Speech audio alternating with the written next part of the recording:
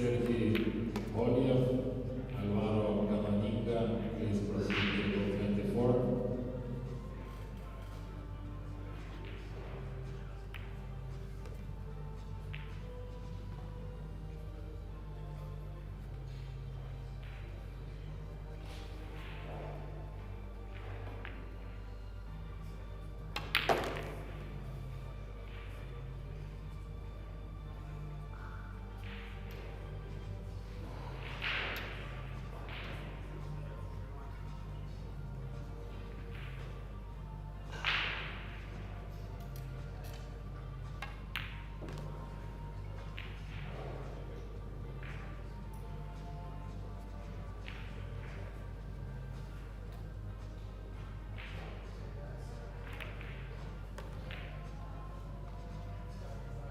Yannick Bonkers, Oliver Borgman, please proceed to table 30.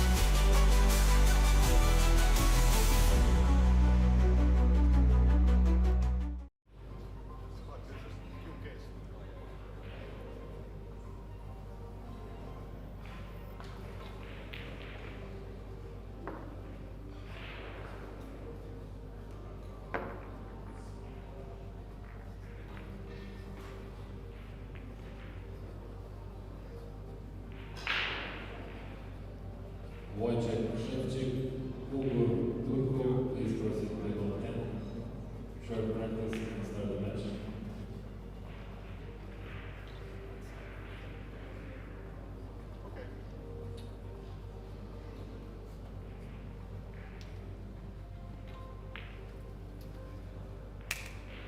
Hello everyone and welcome. Day 2 of the Predator Eurotour Stop 3. We are here in Sankt Johann in Pongau for the Predator Austrian Open. The game is 9-ball, race to 9.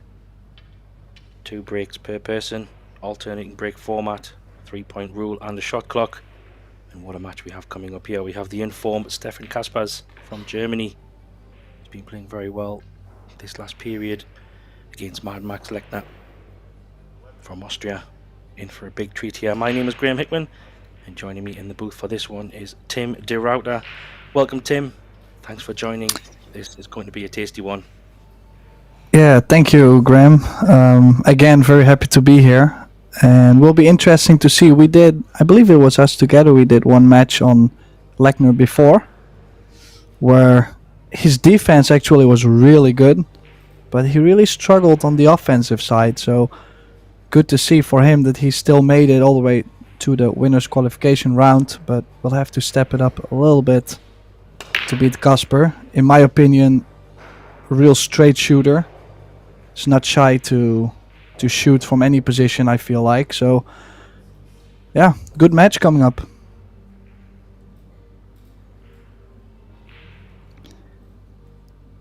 As you can see, made the 1 ball on the break. Plenty of balls passing the kitchen line, the head string.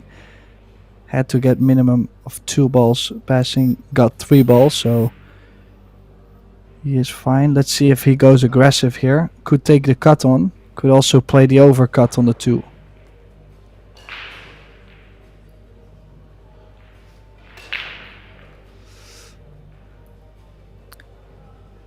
Well, interesting shot he's played on the 2. Didn't really play for shape on the 3. Probably he's gonna play safe, cue ball near the 5-6. Get the 3 underneath the 9.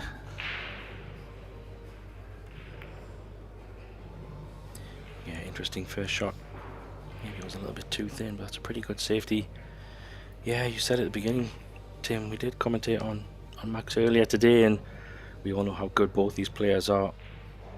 But maybe he wasn't firing on all cylinders earlier, but he's still shooting.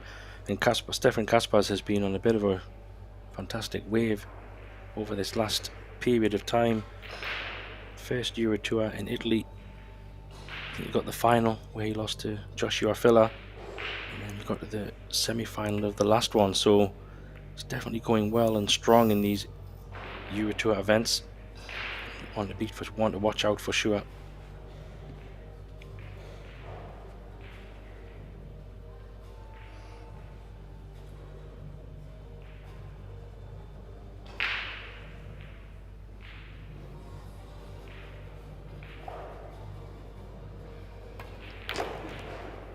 Yeah, okay hit from Max on the 3 ball. Did leave a little bit of opportunity for Stefan, but did not manage to get the cue ball around the 4, so has to play another safety behind the 9 here. Would be nice to be right on top, just to make sure the 1 rail kick over the bottom short rail is not there. Yeah, exactly. Now, I did watch an interview. It was Joshua Filler who was just talking to the Predator APBF team in an interview, and one thing was really clear, and it's very humid inside the room, inside the venue. So the tables are playing quite, yeah, I mean, there's nothing you can do about it. The tables are playing a little bit sticky. The rails are bouncier than usual, and there's less slide on the ball. So it's good to know as a commentator, you know, you can foresee things to happen. Yeah, it's interesting, Tim. I didn't think about that. The weather, I've seen some of the pictures from some of the players there. It looks fantastic and beautiful at the moment. So yeah, that could be something to take into account. I'd be curious to know if the outside tables and the arena tables are playing similar or different then, given that they have a bit more of an enclosed space here for the TV table. But time will tell. He's got this, I think.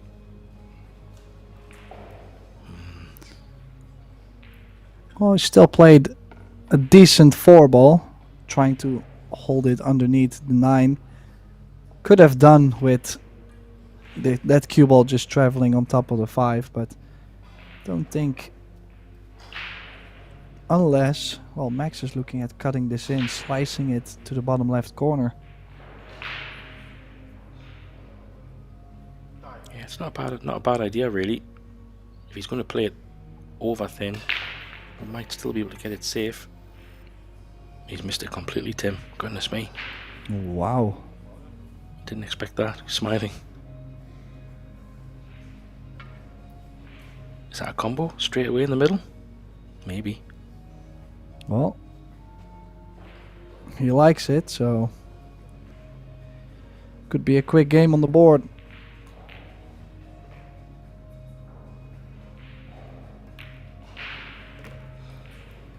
Yeah, it is a quick game on the board. First rack goes to Stefan Kasper. A little bit of a messy opening rack. Quite a lot of safeties.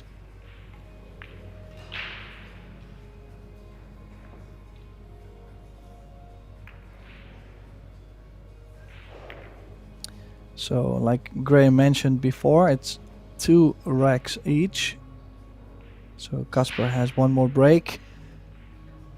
Just curious to see if he is gonna try and break the same. I'm in general not a big fan of just breaking to make the 1 ball. In general, I like going for the wing ball as well. So a slightly thicker contact.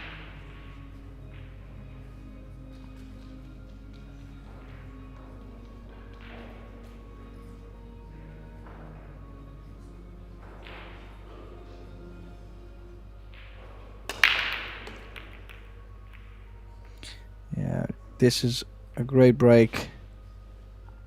Nice swing ball, good cue ball control near the center of the table. Does he have a 1-9 combination, Graham? Yeah, I was just thinking that, Tim. Yeah, maybe just a caught a glimpse there as the camera panned around. He might have a shot on this. And if he can catch the right side of the 1, yeah, it's worth going for this, Tim. I think the 9's relatively close to the corner. Well, yeah.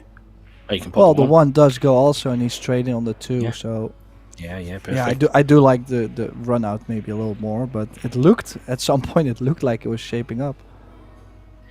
Yeah, I think if the one wasn't potable, then the combination would have definitely been his second thought. But as you said, a nice simple stop shot followed by another little stun shot is just as good. These balls are nice, Tim. Yeah, definitely. I mean, doesn't really have to do much. Yeah, maybe around the 7 to 8. You know, like from the 5 to the 7, make sure you don't get hooked. But, I mean, those are things he should be able to do. Yeah, I mean, if he can leave such an angle to use a couple of rails of position to come into the 7, that would be ideal. Like you say, he really just needs to avoid that 8 ball. He could play the 7 from the left side of the table. But I think judging by where he was looking, he might want to play it from the right side of the table. All depends how he lands on the 5. Yeah, he's lining it up there.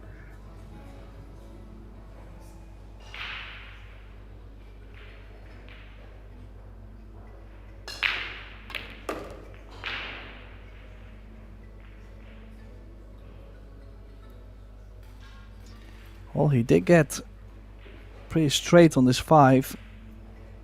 So we'll have to draw the cue ball back pretty accurately. I mean, it's easy to underdraw or overdraw. Well, he's even going forward. So he's staying on the left side of the 8. Yeah, just Okay. smart play, really. I think he's just guaranteeing himself the shot on the 7 there. He had a little smile, I think, when he potted that 4 to the 5. I think he was hoping to leave more of an angle on the 5 to go on the 2 rails. But this should still be straightforward.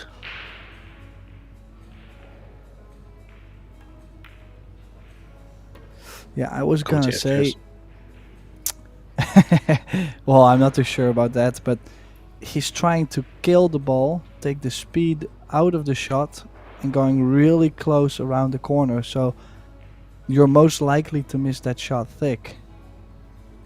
So yeah, I think it was a quite sensitive shot. It was not an easy position.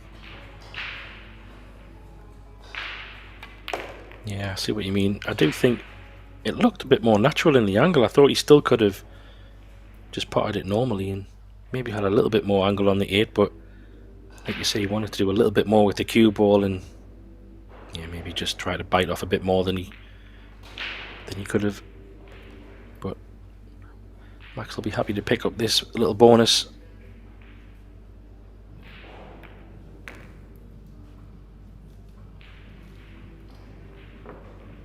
Yeah, so 1 rack apiece. And again, a few little mistakes early on by both players, but still a long way to go in this. I think it'll be interesting to see how Max's break works. From memory, I think he was breaking pretty well in our match that we commentated on earlier. I think, if I recall, Tim, Max was breaking pretty well from memory. Correct me if I'm wrong. Yeah. As far as I remember, his break was fine. It was just a couple offensive shots where he struggled, possibly because of how new the cloth was. A couple spin shots. He still scraped through the match, but to win the tournament, definitely had to play a little better. Let's see what he can do. Yeah, he makes the wing, makes the points, but the 1 ball didn't go down, so it went around the table. Yeah, it was close, just below the middle pocket. Doesn't really have an offensive shot here, I think. The 1's a bit in a strange place on the rail. Be trying to duck for some cover here, Tim. He might try to play the 1 down below the 9. I don't know if he can get up back behind the 8, or is that too much to ask for the cue ball maybe on the angle?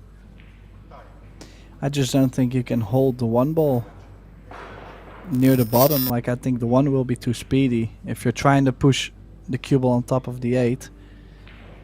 So you might opt to bank the 1 ball straight down, like underneath the 3-9. Yeah, it's a little bit of a funny position. He might have to push to a different angle, because from what he has here, there's a double kiss as well with the ball being on the rail. Yeah, it's a good call, Tim.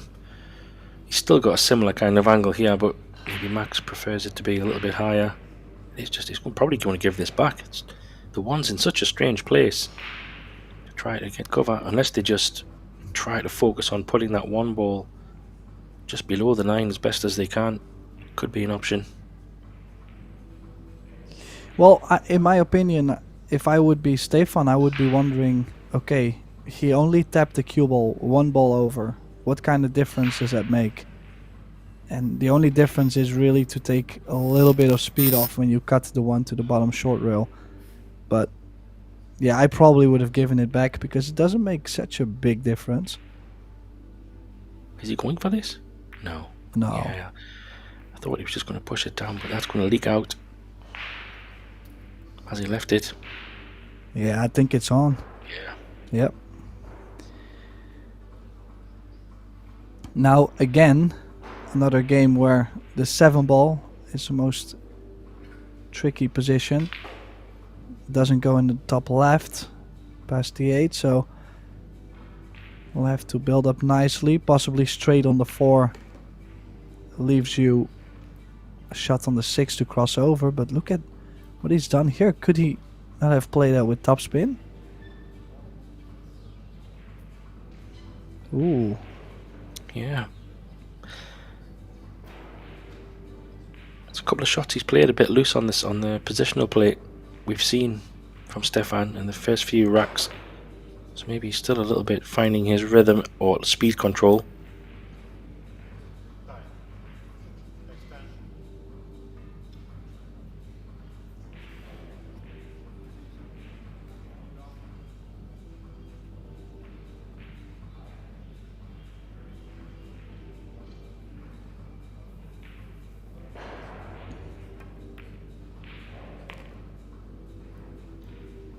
Yeah, it's pretty good.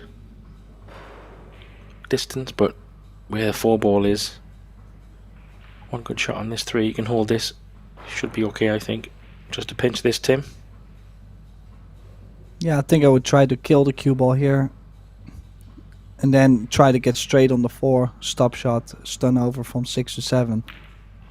Back to the original plan, but he's got angle now on the 4, so will be tougher to get to the 7. As you can see from this angle, 7 does not go by the black 8 ball, so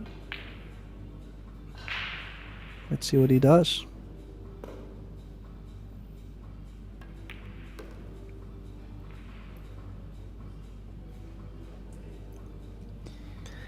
Yeah, I don't like that angle at all. You might have to try and draw this back above the 8 somehow, and be interesting. He's checking again to see if it goes, but it doesn't look like it goes.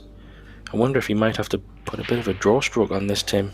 Try and go around the 8 or something. Or maybe you can go forward and come across to the left side of the table. That goes, maybe. Okay.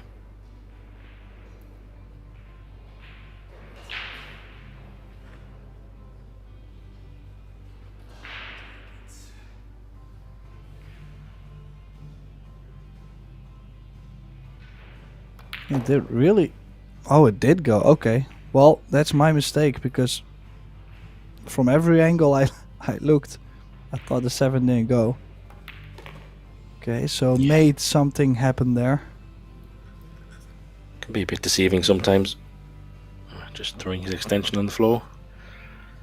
It can be a bit deceiving on the camera angles, but no problems. Oh, the cue ball. Oh travelling. boy. Ooh. Wow. Players having a bit of a chat.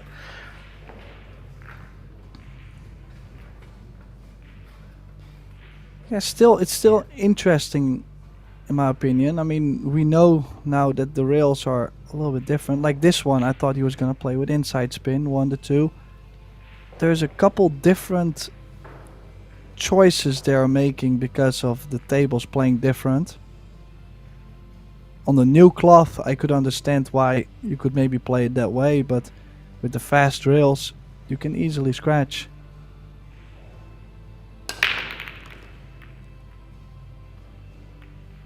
Yeah, exactly. Maybe that's just playing a part of choices, like you say. But I'm sure they'll adapt quick enough. But again, he makes the ball, the wing ball goes down. No, it doesn't. 1 ball went down, sorry. But he does make the points, and again, he doesn't really have a shot. And it looks like another push out. I mean, that's the down part of breaking to make the 1. In general, you're gonna have the cue ball lower in the rack, and then every time the ball goes up table, you're most likely not to have something.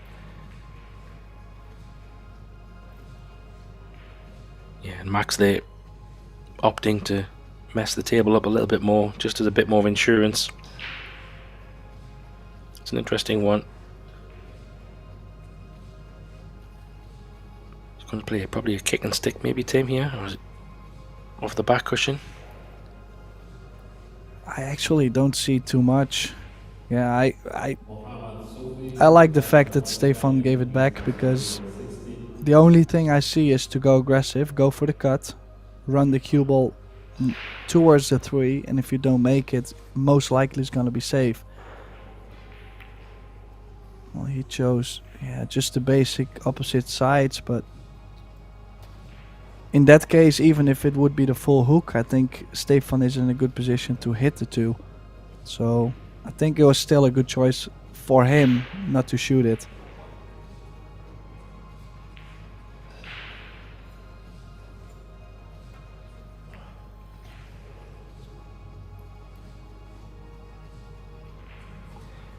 Yeah, I think we're going to be in a little bit of a safety battle here. Even if someone was to leave the 2 ball available, there's not really a run out here. But if you can get quite a good hook or safety, maybe you can try to make something happen. You're probably going to try and get the cue ball down by the 4 maybe here, Tim. Oh, he's going the other way, he's putting the 2 with the traffic, trying to bring it round. It's pretty good. Yeah, I do like it. Obviously he was trying to bring the cue ball behind the 7 as well, but sometimes it's just not laying perfect on both sides, object ball and the cue ball side. Now I would say he's still able to kick over the right side, possibly kick and stick behind the 3, but he's going 2 rails.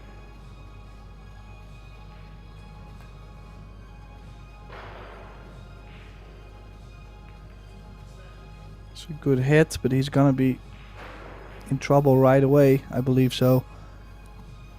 Max can even play the 2 softly thin of the 4 and run the cue ball into the 5. Then he will open up the cluster and have the stick. Yeah, I was just thinking that, Tim. That's a great call. Needs to make sure that he doesn't push the 2 ball over the left side of the table if he does play that shot. He's not playing it though, he's going the other way. He's trying to open them up that way. I'm not sure about this one. Oh. There's a cue ball. Wow. Judged it well, to be fair.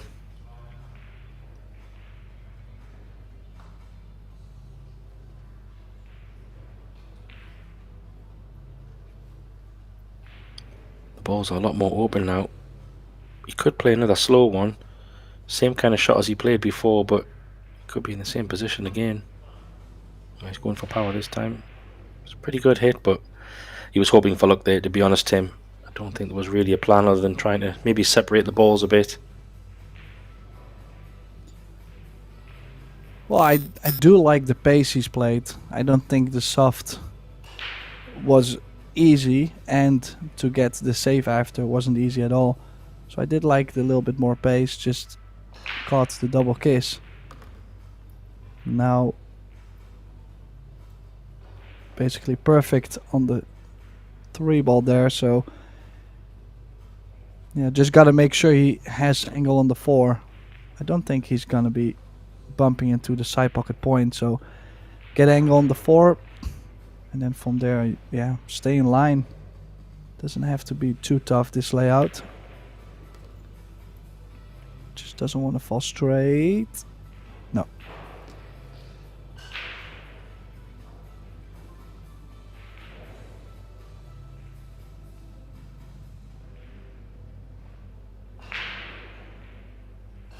Yeah, so it turns out that shot that Max played at the beginning on his push out, causing the balls to be a little bit more messy, kind of pay dividends in this rack, and he earned the chance to run them out. So probably one more good shot here to get a good angle on this 6 to get to the 7, and it should be all over.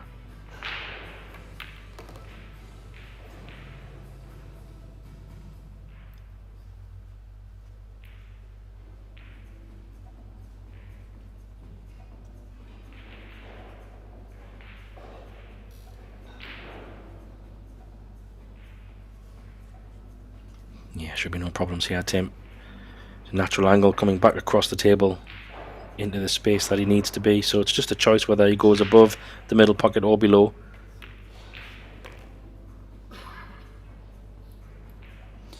Well, in that case, he's always going to try and stay close to his work. He's a tall player as well, so maybe the cue is a little bit too short. That's why he's grabbing the extension, but he has the reach, so it shouldn't be too tough.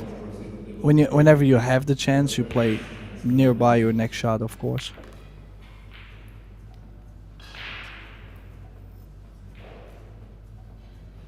Yeah, two stop shots to get the score 2 each.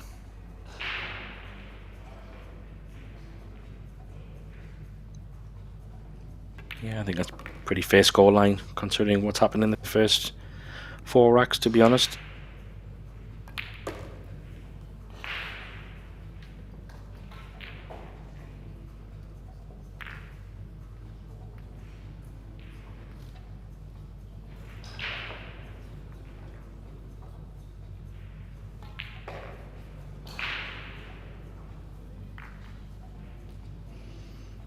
Okay, so we got 2 breaks coming up for Casper. Could have had a little bit of a lead, but missed the 7 ball earlier. Still okay, still hanging in there. Basically starting over in this set. Score is square and 2 breaks coming.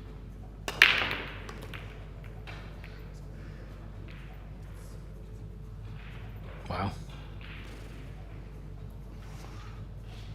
Well, that's the break. Lost the cue ball just a slight bit, but I like the pace and the impact he had on the 1 ball. 3 balls in, shape on the 2.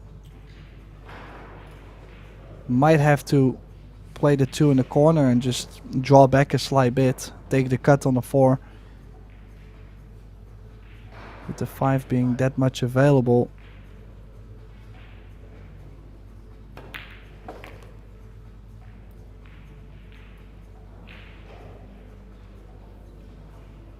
Yeah, managed to get the cue ball off the rail as well, which makes a big difference on this 4 ball. So now just gotta make sure he has angle on the 5 to either play for the left side of the 6 or to go 1 rail into the 9 ball.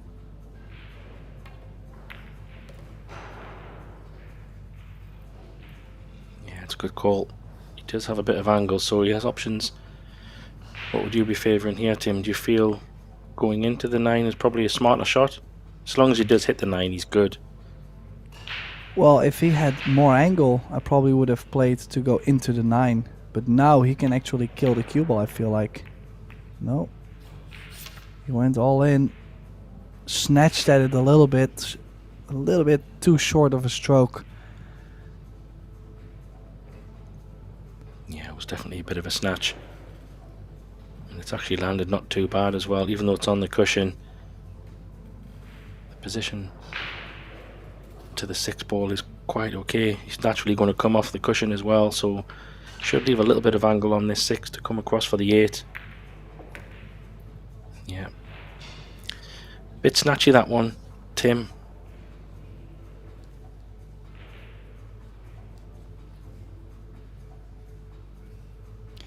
I mean, it's still tough. Like I mentioned before, the conditions are different than the last 2 events we've had.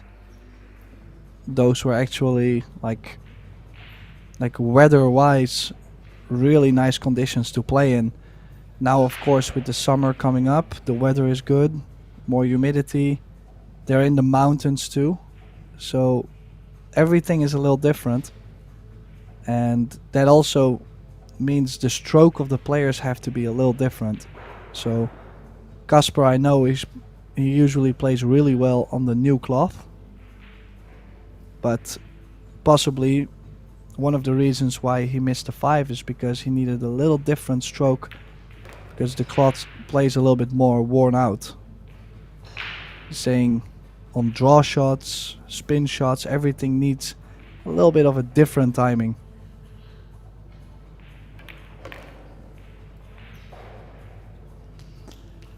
Yeah, so the missed 5 ball cost Casper one of the 2 breaks. Lechner now 3-2 leading. Let's see if the German can tie the score at 3. Actually, he played a couple of good shots here. If you look overall, it's just his 5 ball. You can see he kind of cheated the pocket a little bit also to play the bump. Yeah, I was just about to say that on the. You could see he caught it thin, so he maybe, like you said, he didn't have enough angle to get the 9-ball bump naturally. Maybe just forcing it. Yeah, obviously cost him a little bit there. But he has a second chance on this break.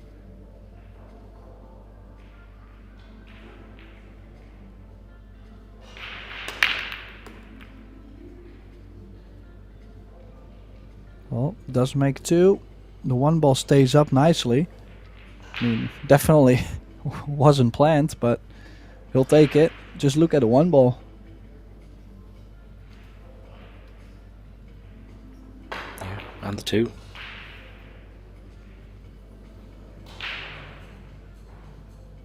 Yeah, the only shot I really see is from 4 to 6. So you have to make sure you set up yourself nicely from 3 to the 4. Could go to the left side of the 8. And if you get straight on the 4, it's okay. If you go a little bit over more, you can go 1 rail out.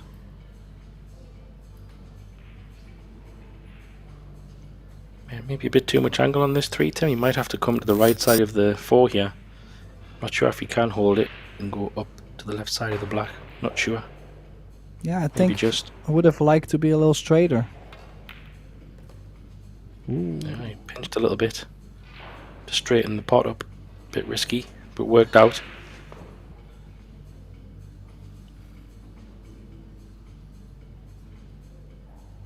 Pretty good angle here, really. Shouldn't be going anywhere near the centre pocket. And then he's got options.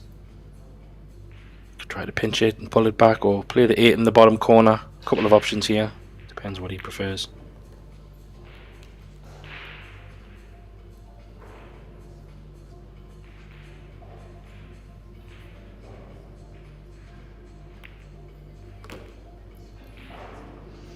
So he does pull back 1 game. At least got 1 out of the 2 games. But as you can see, still frustrated by how he missed the 5 ball 2 games ago.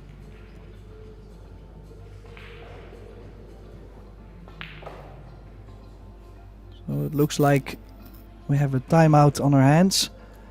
Let's have a little roam over the room while we look at the previous rack, of course. Let's see. We have 1 American in action. Payne McBride currently losing 5-7 against Anastasios Kyriakidis. Mateusz Snigocki on the other TV table, I believe, is up 4-1 against Alexa Pacelia.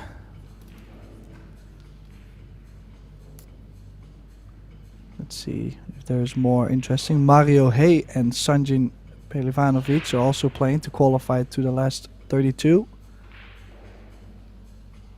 Tobias Bongers and Nicolas Dor, German affair, 3 each.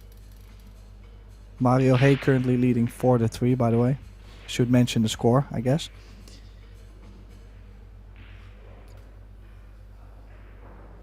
And Mohamed Soufi just started his match against Kasper Matikainen, new European 9-ball champion. Currently leading 1-0 over the Syrian.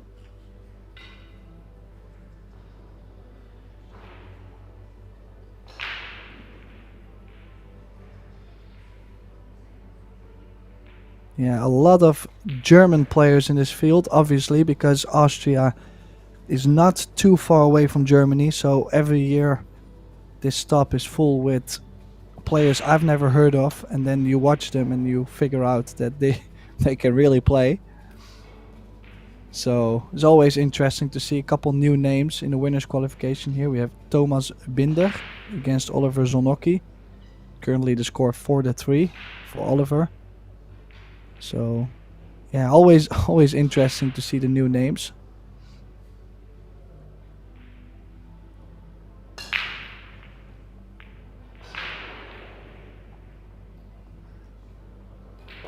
So timeout, maximum 5 minutes away from the table, so won't be too long, I'm guessing, before Max will be back. Mad Max from Austria, looking to win his first Eurotour title in Austria. That would be probably the most ideal situation for him.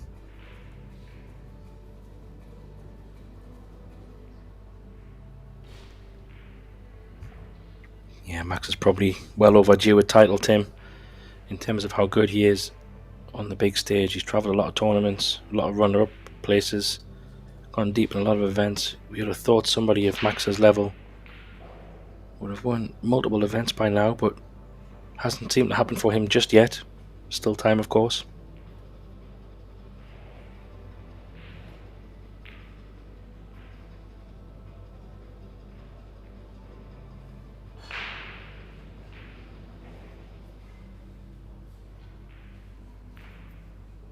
Okay, so Max is back.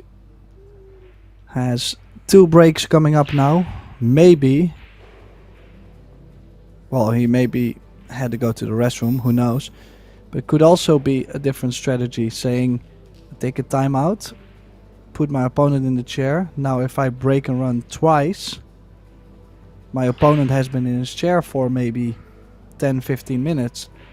So it could be strategy. I like the way you're thinking, Tim. Creative, strategic approach to keeping your opponent in the chair. But Max did run some racks in the match. We commentated on him earlier today. It's a pretty good hit. Lost the cue ball a little bit. Did make the balls and make the points. But doesn't have a shot on the 3 ball. 1 and 2 were deposited. Yeah. Well, the cue ball did track quite a bit underneath the second diamond, the second round dot on the long rail, which that's what we usually measure, like, yeah, for the pool noobs, the new people to pool. They don't know what the dots are for. Usually we use them to measure, maybe going rail first, but also to explain where we are wanting to have the cue ball to go. And in this case, in general, they like to have the cue ball on the second diamond, maybe slightly higher. And he has been hitting him a little lower though.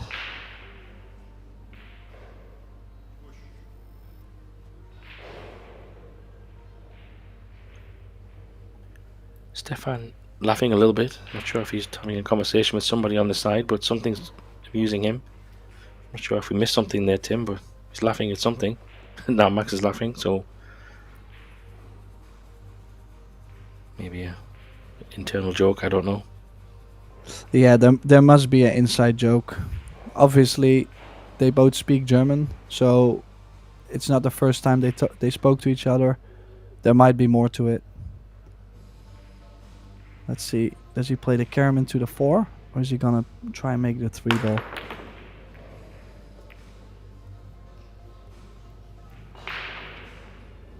Yeah, good call, Tim. I think it was a 2-way shot. Try for both.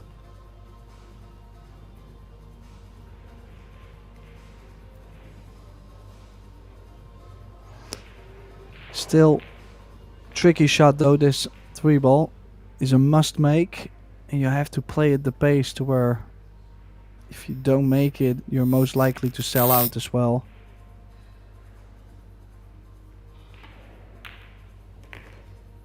Oh, good cueing. Nicely done.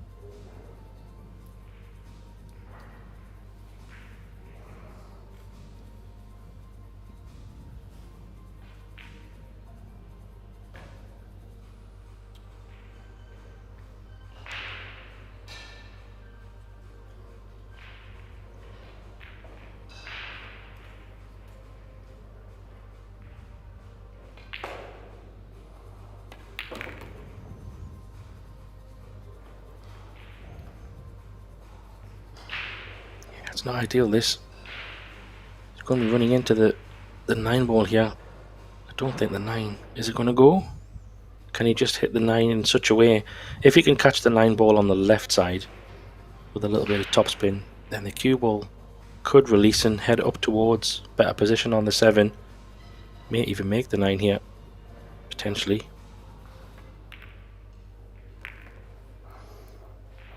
Yeah, I didn't really feel like he was going to make the 9, honestly. Could have chosen to play the carom on the 9, but obviously he had more faith in pocketing the 6 from there. And this is a long 7 ball. Yeah, it's a tough shot. He does have a nice angle to go around the other side of the 8 ball, but yeah, has he got the cover? Don't think so. Looks tight.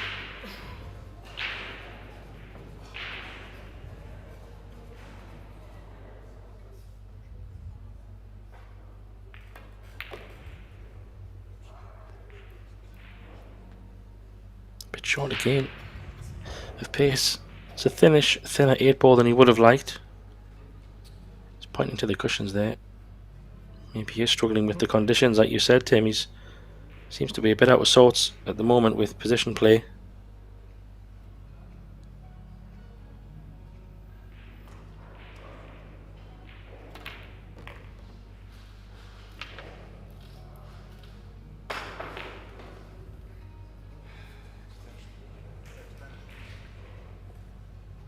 Yeah, he does get very animated. Stefan. We watched him quite a bit over these last Eurotours and European Championships, and he's not afraid to show his emotions. He can get quite animated and frustrated, but then still goes down. Great 9 ball. I mean, we all have a habit like this, you know. It's like sometimes you just know, usually you play a lot better than the things you're showing. And even though some people say, you know, stop complaining, you're making all the balls, but it's about knowing that you could have put yourself in so many better positions than you did.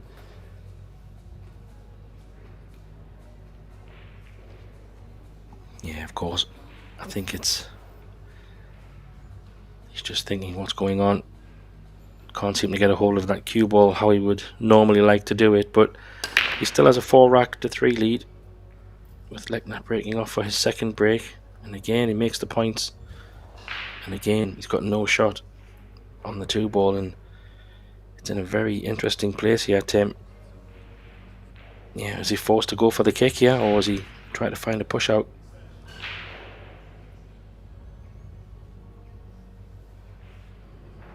Well, this time he hit the break slightly thicker, but the result is horrendous. I might swing at this. I mean, you have to do something. Yeah, he's going for it. Yeah, and there's some rewards as well, Tim. If he catches the cushion slightly first, the cue ball can release up the table for the 3. So there's value in it, as long as you catch the cushion first. How's your luck? Yeah, I think you had to go for that, to be honest.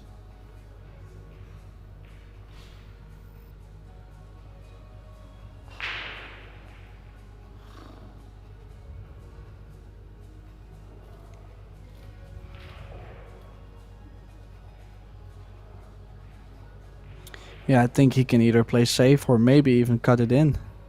But I'm feeling with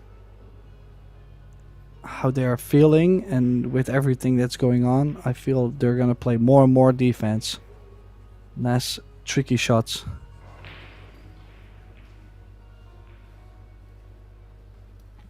Yeah, I don't think he's played it. Of course he's got the hook there, but could have been a lot closer to that 6 ball. He does have a pretty straightforward 1 reel into the 2. It's just, can he judge the pace to create some separation? Get that 2 ball up the table.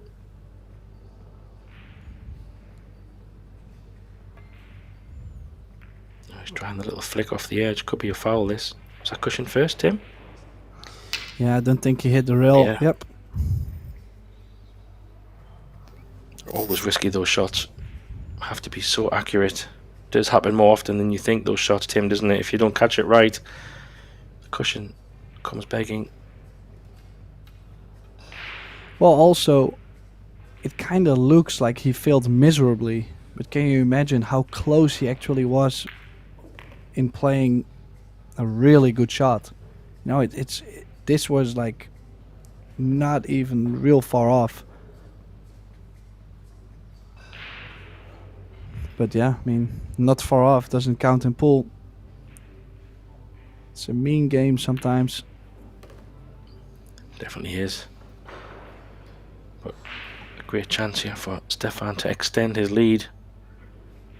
And what makes it even more in his favour is that he'll have won 2 of the racks from Max's break, which means he will have his own 2 breaks to come after this. And judging by how he has been breaking, he seems to be getting a lot more opportunities on the break than Max does at the moment.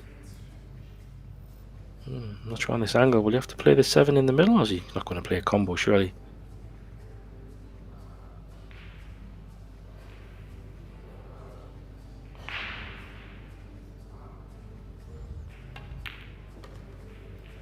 Okay, what do I know? Well, he is off angle on the 9. I kind of agreed with you. I'm surprised. But to play the 7 in the center, he has to land perfect as well. Yeah, maybe the drawback. Just give him a little bit better opportunity to make... the combo wasn't too bad. On the camera it can be a little bit deceiving. But Max will be a bit annoyed there. I feel like he's breaking okay, but just not getting any kind of luck at anything. And yeah, well, I just would like to see him breaking just a slight bit thicker. I just think he will get more shapes.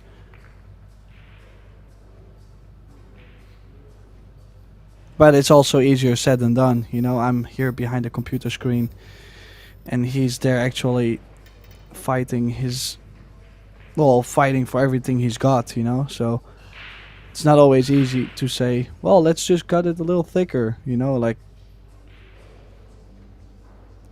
obviously it's super tough out there, especially when the conditions get like humid, sticky.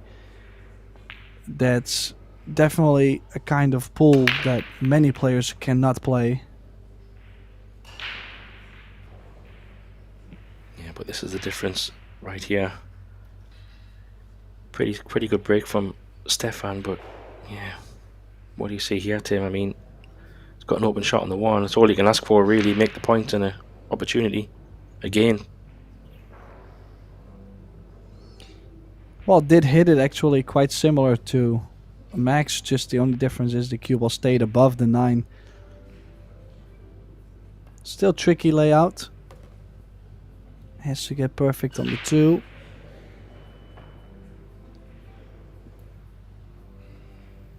A little bit of traveling back and forth. 1 to the 2, 2 to the 3, and then find the window on the 5. And also, then still, 5, 6, 7 could be trouble as well. Difficult to get the cue ball out of that little corner on the bottom left on the 5. So he's going 2 rails now.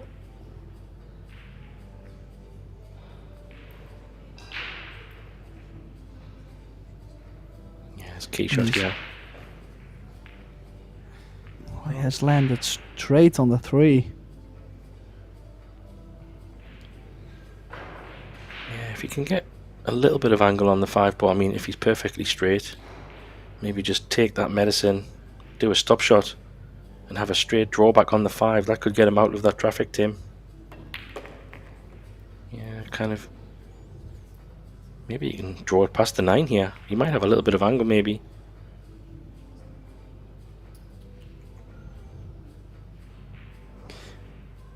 Well, I'm definitely gonna try and go 1 rail. Either go around the 9 or catch the 9.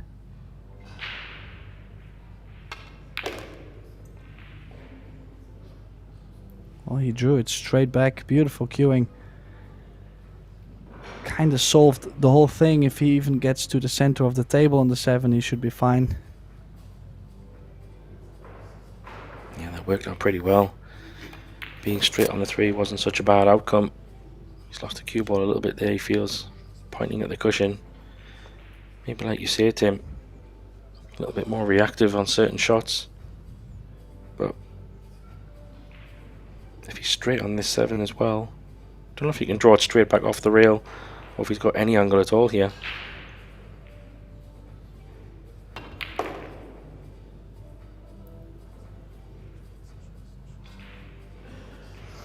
Well, he is still getting the job done, but he doesn't really look excited about his performance so far. Even though he's 6-3 up against Maximilian Lechner here on the screen, having a tough time as well.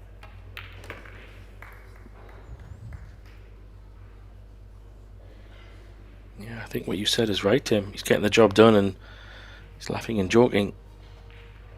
But I think the big thing for me, the break he has, is been the big difference so far in this match. I think either way, however Max has been breaking, he still has been potting balls but not really had a shot in open player from memory. But I think every time Stefan is breaking, he seems to have a chance, not necessarily even to run out, but at least an open shot, and he's taking advantage at the moment.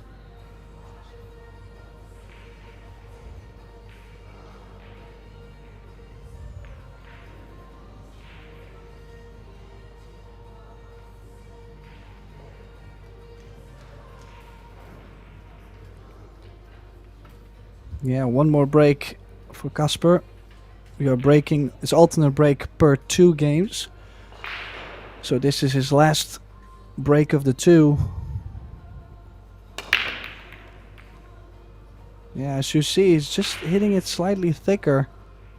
The wing ball basically flying in. Sure, he didn't get the shape on the 1, but look at the cue ball. It's like 2.6, 2.7 diamonds on the rail. Wing ball flying in. Do you consider something aggressive here on the 8, or rather play safe? Yeah, I was just looking at that. I don't know if he can thin edge the 1. It's a bit aggressive, really. Maybe goes for the bank. Yeah, I think he did go for the bank. He has left a chance for Max here. Not an easy one by any means. It does go. It's tight.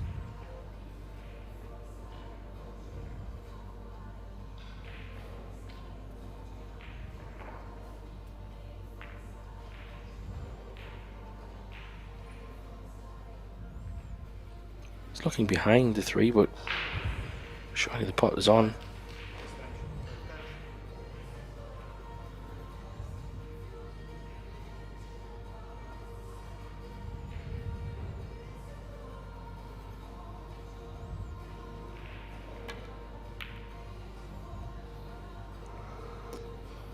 Yeah, surely not an easy shot by any means, but yeah, frustrating for Max. He's basically not getting much after the break, and then occasionally he's getting a tough shot, which he has missed here and there. Yeah, great. Just struggling to get in the match, really. He's kind of hanging on to Stefan's coattails at the moment. Chance to get a good safety here, though, because that's a bit of a loose one. Does he take this on aggressive and just try to make something happen to him? Well, I'm not sure, honestly. I mean, he has been going very aggressive. Maybe he should hold back at times, you know. Oh, you kind of have to go here, I feel like. As you can see, it's still a little bit awkward. You have to spin the ball a little bit around the 5, 2 rails. So low right. Yeah, and missed it. Where's the cue ball? Behind the 4 possibly? No. He might have left the 1 ball on.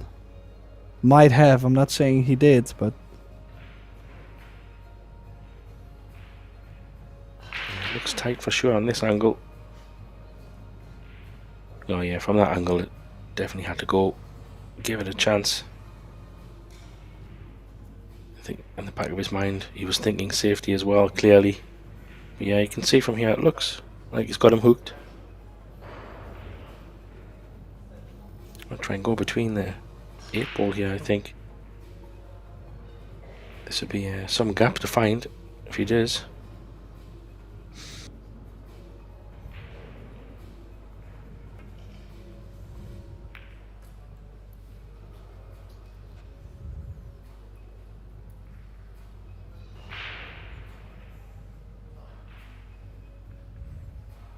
Well, it wasn't a bad hit from that angle, just maybe a bit short on pace. Some options for Max. He's probably going to track the 8 ball here would be the most logical shot here, Tim, but where the 1 ball goes after contact with the 8 is maybe a bit of a lottery, unless he goes 1 in the corner and pot the 8 with the cue ball. Yeah, I think I like both. The only thing is I was expecting him actually... Oh. Was expecting him to play it slightly softer. Yeah, like more dead weight. Yeah, the only tricky part that could have happened is the cue ball staying behind the 7 if you play softer.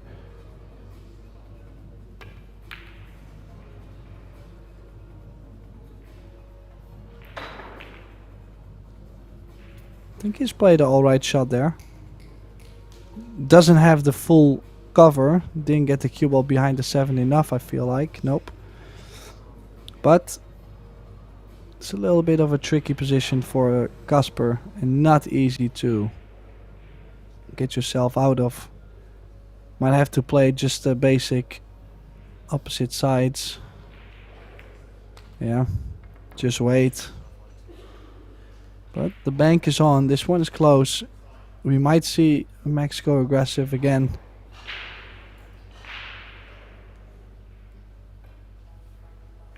Yeah, if the 3 ball goes past the 4, it could be worth... I don't know if he can hold the cue ball on the right side of the table.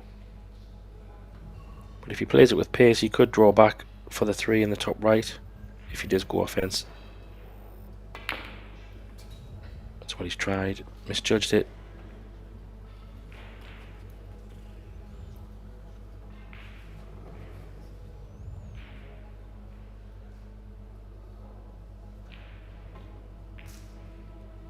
It's interesting this time. I don't see any hiding spots here. Thin edge on the right side, doesn't really get cover. Can't really play off the left side properly. Does he go really aggressive and try and cut this one in just because of where the 3 is?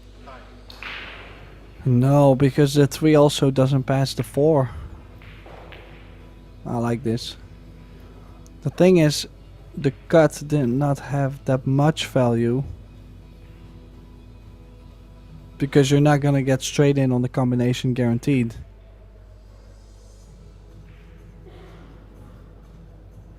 Yeah, I think it's hard to tell if that 3 definitely doesn't pass the 4. It did get a little nudge from the 1 ball there. So maybe now it definitely doesn't go.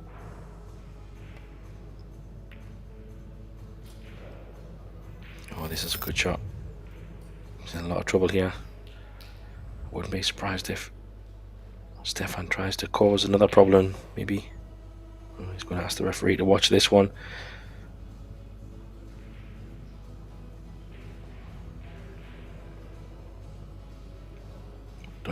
Doesn't even look like he can actually get around there. 3 ball to hit the 1 from this angle, but maybe he thinks he can. Yeah, he can go 2 rails from the back, soft. Oh, it looks wide. Doesn't want to bump the 4. Oh, yeah, he's opened up the 1. Yeah, I thought that was tough to... just with the slide. But now he's opened the pocket as well for the 3 ball to pass.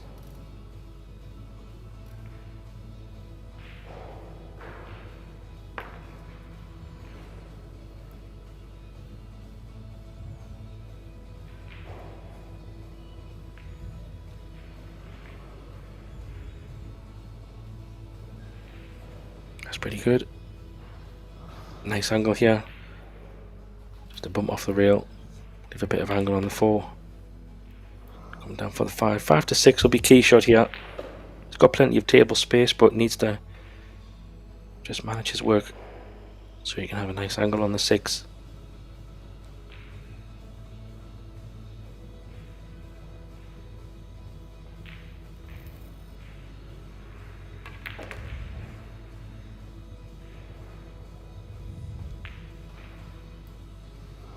I think he's landed pretty nicely.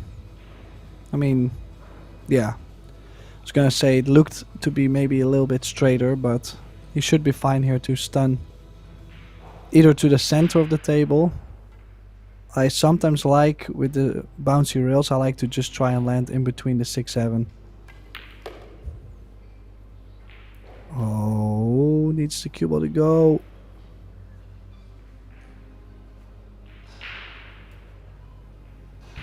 Well, there's always a cut. Yeah, I think that's because he tried to play what you said, Tim. Maybe try to come in between. I think maybe the safe option could have been just to go a little bit higher, punch it in, but you always risk that 7 ball coming into play if it runs away from you. Good thing is the 7's pretty near the side, so just go all in on this cut. Yeah, it's beautiful. A good shot.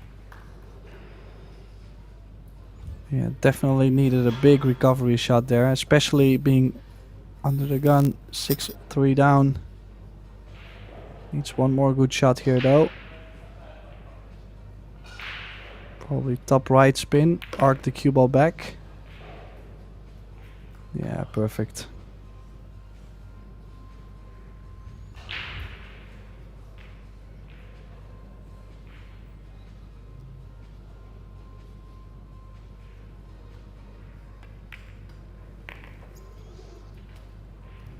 So the nod of the head, both so not happy with their performance, you can just see it.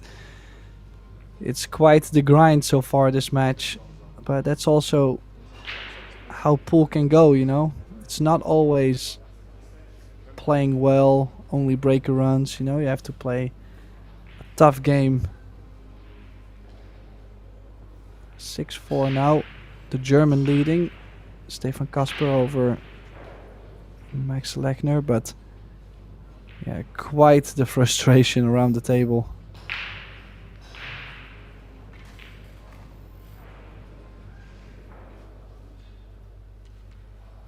Yeah, Max just hanging on.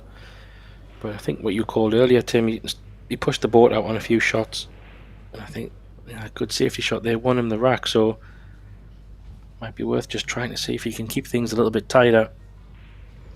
Not go for too many crazy ones, but he is hoping to get a shot on the break here. He's definitely due one, you would think. Makes a wing ball, doesn't get a shot again, Tim. Goodness me, he's not having any luck on this break at all. Well, I wouldn't be surprised if he gets a jump cue out here, because this time actually I did like the way how he broke the balls. Yeah, it's horrendous right now. The one ball hit the side pocket point, bounced back behind the 9. You kind of have to go. Like, there's no place on the table where you can push out. I feel like only to the bottom short rail, and you're gonna be hooked right after. If you make the 1, cue ball runs towards the 5, 1 rail. Yeah, I kind of feel you have to.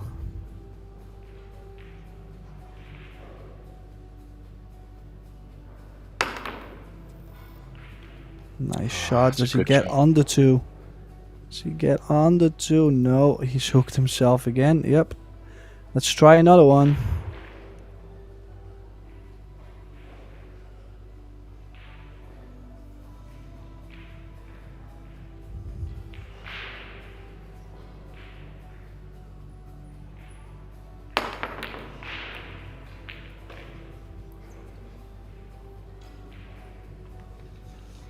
It's just not going his way at the moment. It's a pretty good jump on the 1. Always a bit hard to control, to know exactly where it's going to go. To be totally hooked on the 2 was unfortunate. Chance here for Stefan. A tough 2 ball, but we do know he's can be very accurate on these long long shots could stun this over for the 3 in the bottom corner.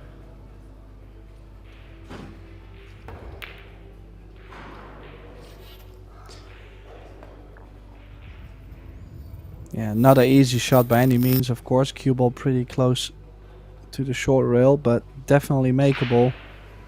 Yeah, and I feel both of them are actually dragging each other down.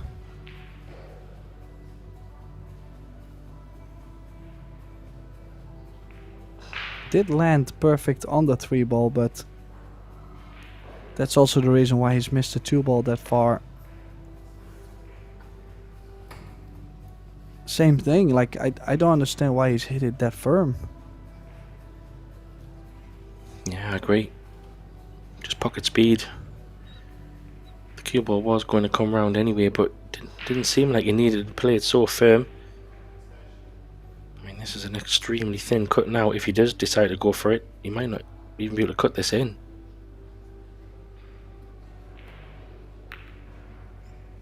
Yeah, didn't think so. It's a pretty good shot though, I think, if it does hold up.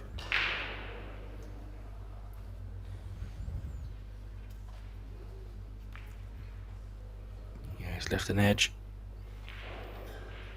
There is a half chance for a safety here, Tim. Just play the 2 ball off the short rail and back down, send the cue ball 2 rails to the right side of the table. Maybe try and get some cover. He needs to avoid the double kiss though. I mean, it's not an instant sellout, but you would expect Max to play another hook here. Could send the 2 ball 2 rails away, cue ball behind the 7-5.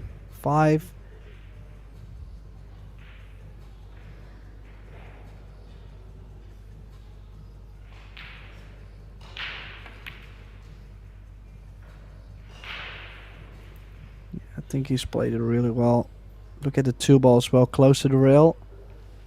5 ball does have the 2 fully hooked. Will be difficult to defend this, especially with the jump cue coming in so straight into it. The double kiss is big on this one. Yeah, he might try to bank this one. Go offense. Yeah, he tried it. Oh, good effort. How's the luck? Does it go past the corner, into the corner? He's smiling, so maybe it does, but he's tapped on the table, Tim, so that tells me it doesn't go.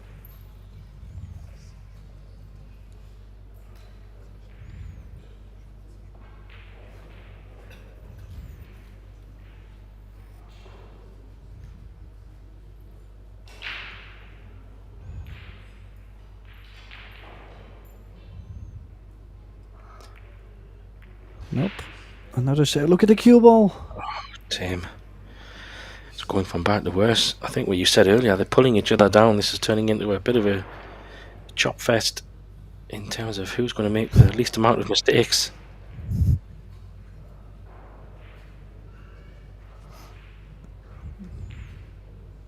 Yeah, I'm just wondering. I think he's trying to catch the 6 ball full. Don't think he ever expected the scratch as well. Now 3 rail shape from 3 to the 5. As long as you hit the 3rd rail, you're basically guaranteed to be on the 5.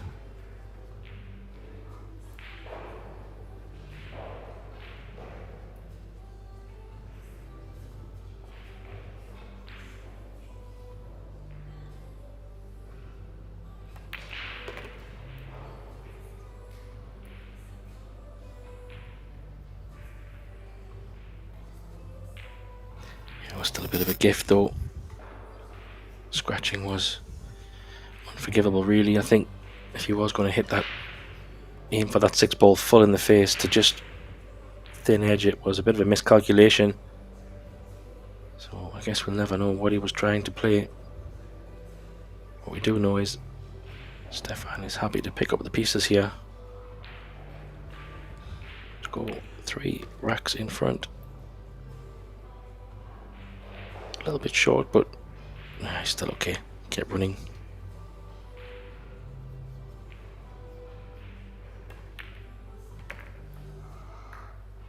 Yeah, 7-4, Stefan Kasper.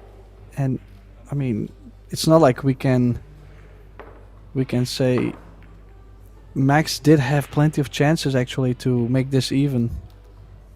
Of course, after the break he's not getting a bunch of it, but like this opportunity here, he's had a couple here and there where I feel he just didn't clear the table.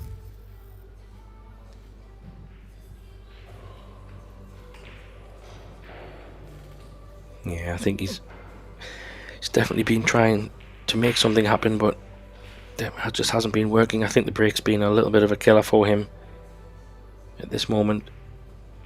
I believe Stefan has taken a short timeout, Tim.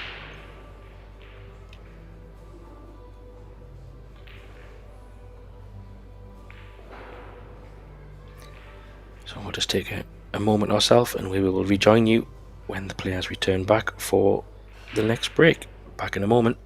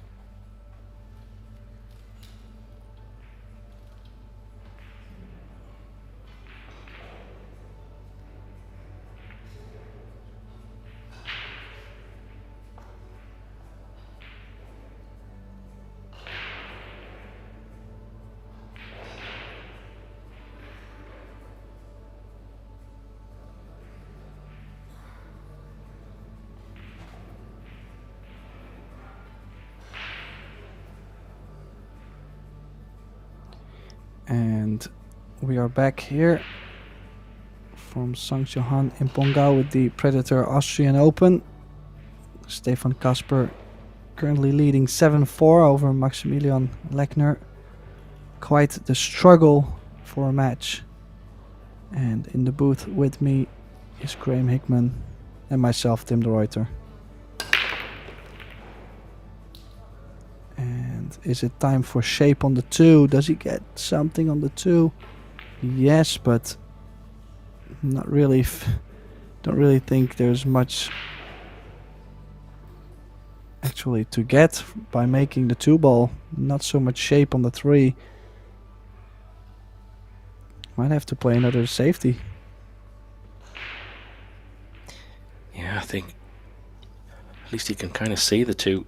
He hasn't really had anything to go at, and it's a funny one, you know. I think sometimes when you don't see a ball that much, do you go aggressive? Depending how much you can see, you could put it behind the 9. Yeah, it's a pretty good shot, Tim. I like that shot. Even though he wanted to try and be offensive, sometimes you just have to be patient again, and it's all you can do.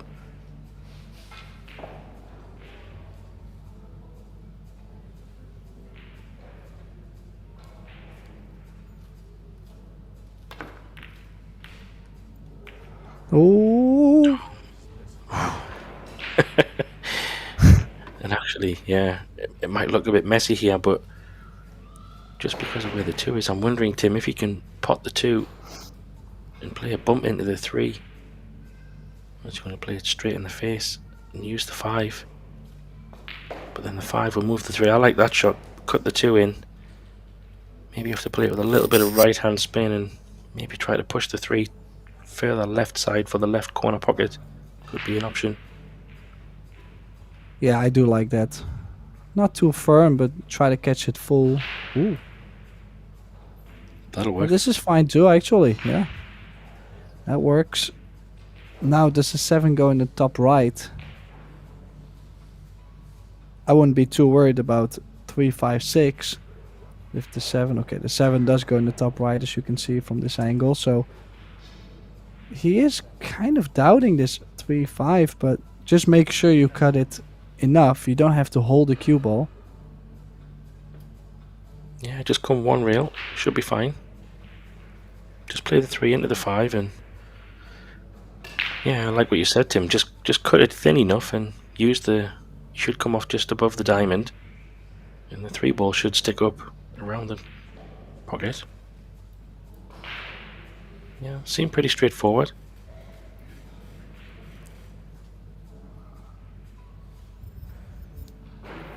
Well, you had to cut the ball a little bit more than it looked like for us, but then still quite manageable. Has to step it up from here if he wants to qualify over the winner's bracket into the last 32.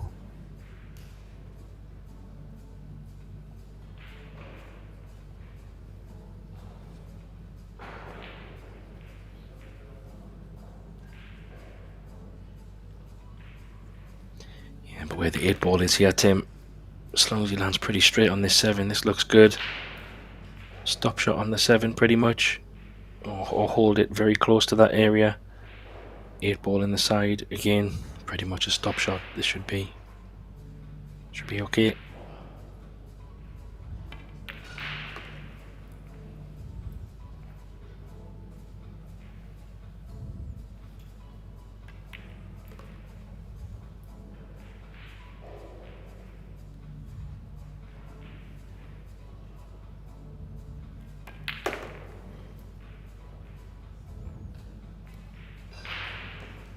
So a good safety. Made a mistake from Stefan. They're still laughing. Curious to know what they're laughing and joking around, but either way, a rack that Max needed very much on his break.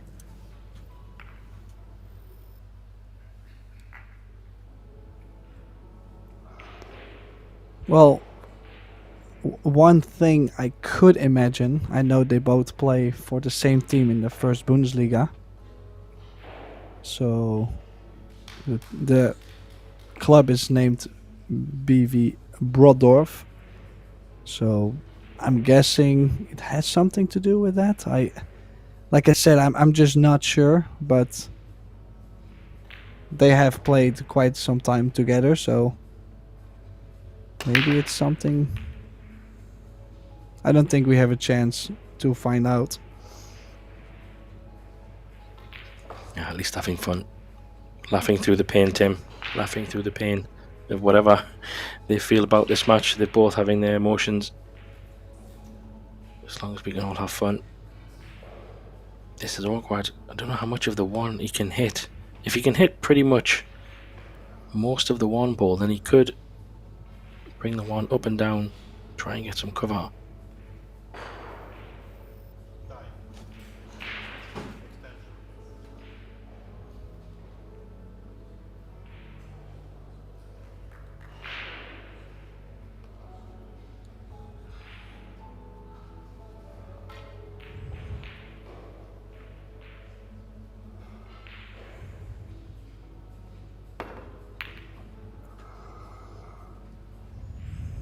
Well, tried to get the cue ball behind the 5 and hold it, but wasn't really there. Does Max have a nice shot on the 1 to get to the 2? Would prefer to be on the right side of the 2 ball, but you still need the angle on the 1 to stay there.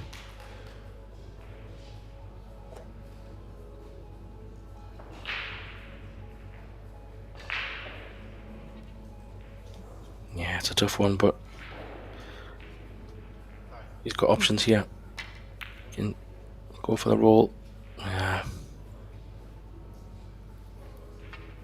kind of felt he could have also stunned that, you know, Tim, and just took a little bit of a more trickier 2 ball. But yeah, I don't know if he can hold for the 2 here. Will you have to come above or to the left side of the 2? I could just hold. Good chance now for Stefan to get on the hill here, Tim. Yeah, simply just too many mistakes from Lechner's side. I mean, it's not like either side has played well, but yeah, definitely offensive. The offensive side, I think Max has just missed too many balls, just like in one of the earlier rounds we did.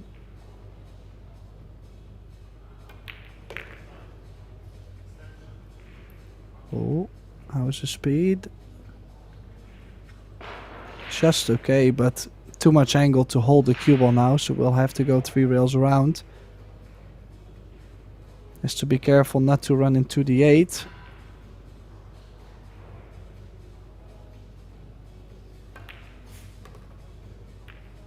Or the 9. Ooh. Oh, and it's just landed. Awkward, Tim, as well. It's going to hamper his queuing. Or is it? Oh, I can just get through. That's incredible. That makes a big difference in this shot.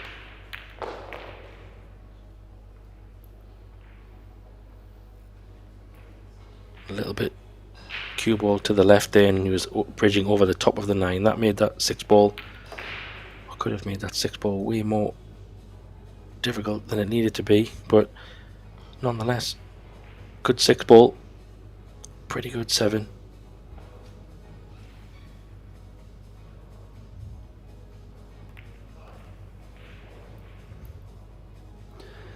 Well, he does get the job done, but don't ask us how. Every time they have to move the cue ball a couple rails around, that's where the funny things start to happen. So 8-5 now. Stefan Kasper leading. 1 game away to get to the last 32 single elimination stage.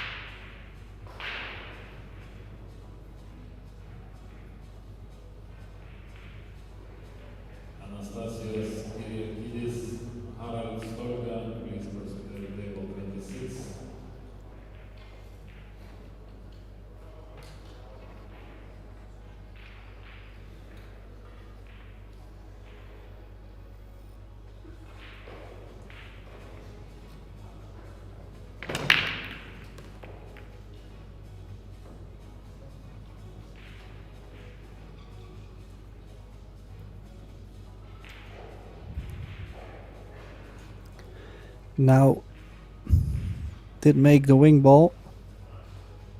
Did he get enough? Well, based on his body language, I would say no. Did not make the wing ball, actually. Excuse me. 7 ball got bumped in. Does have a safety shot behind the 6-8. It's played it really well. If it stays behind the 4. It does not stay behind the 4, so there is an aggressive shot here for Max. Jump combination 1-2, and I think if he makes it, he's most likely to get shape on the 1 ball as well. So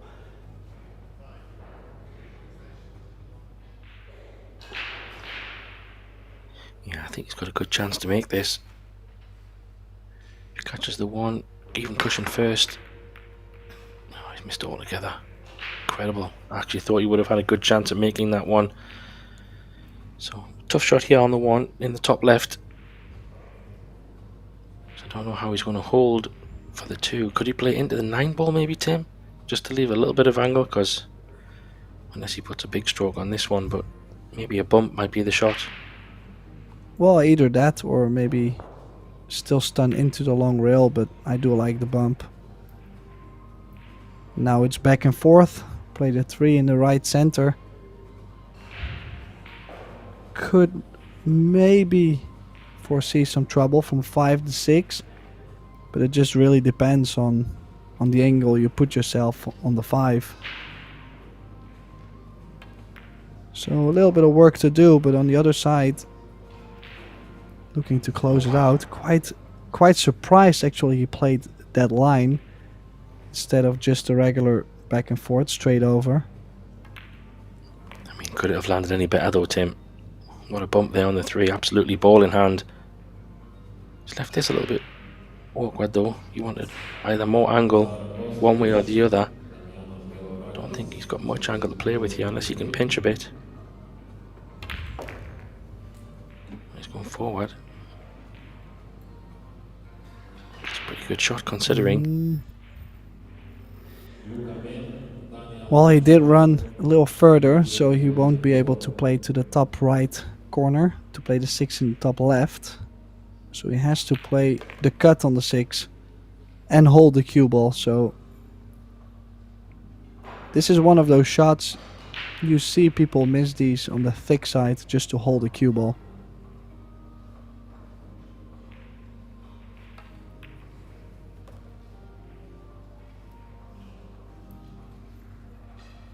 Put some drag on it, cue ball on the rail. 2 balls away from last 32, beating Max Lechner. Any nerves? Oh, he handled it perfect. He got decently close on the 9. So this to get through and put Maximilian Lechner into the loser bracket. We'll have to win one more to qualify later on. Yeah, it's a pretty crazy match all in all, to be honest. A little bit up and down from both players. They struggled to try and control that cue ball. Shaking of the head from Stefan. Little thumbs up there. Not sure he really thinks how he won that match. Max didn't get much off the break, but as Tim said, he did what he needed to do to get the job done. So thanks very much to Tim de Ruyter for joining me. Graham Hickman in the box for this one. Pleasure as always. We'll be back shortly in an hour and a half or so for some more matches throughout the rest of this day. Until then, we hope you'll come back and join us. Bye for now.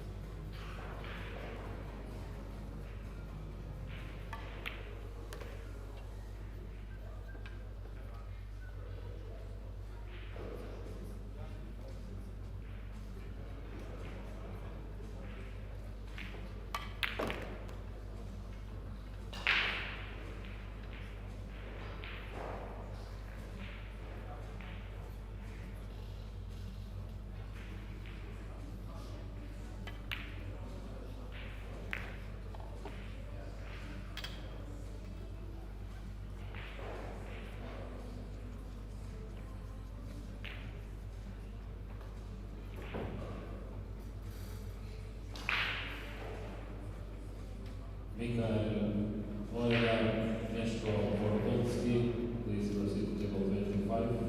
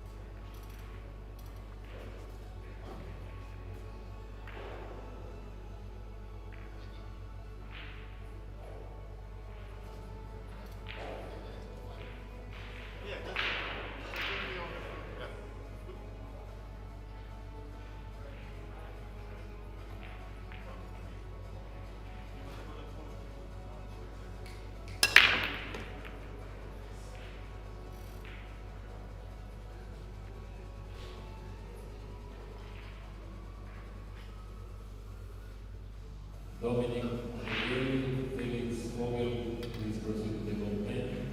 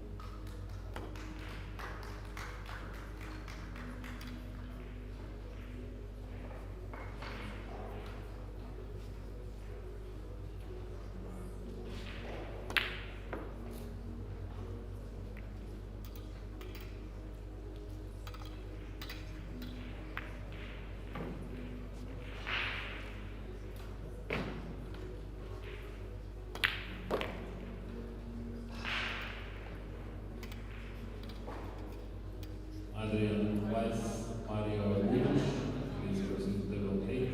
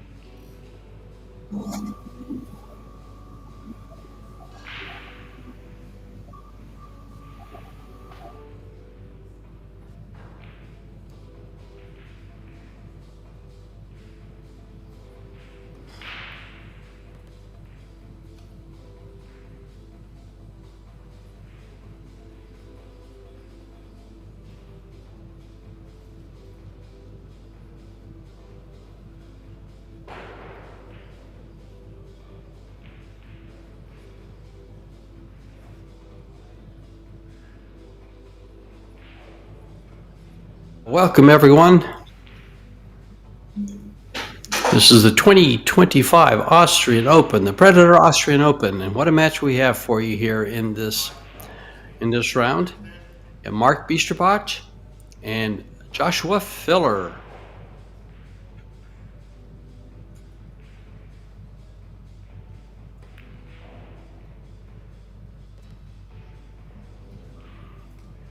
Opening game, Joshua broke the balls and broke dry, I believe.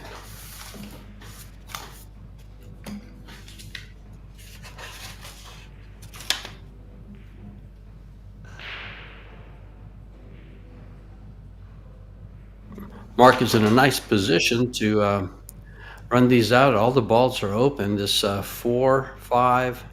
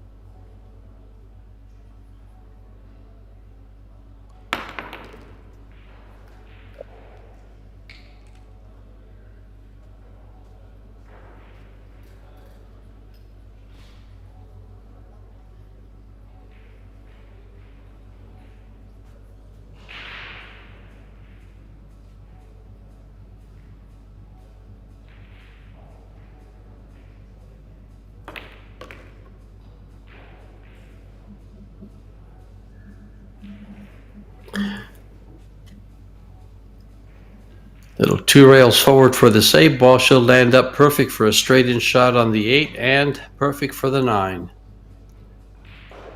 Couple of technical difficulties here if you're listening to me now.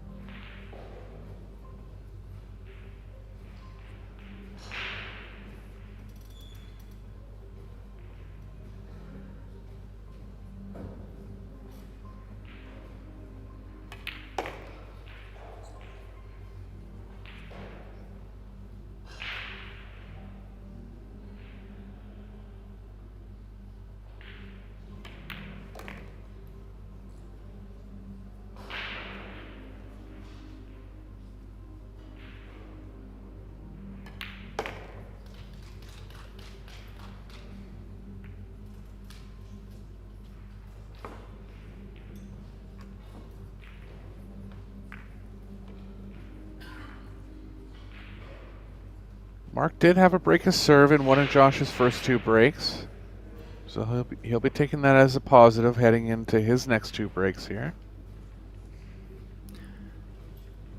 Okay, this is a winner's qualification match, by the way. The winner here is qualified for the last 32.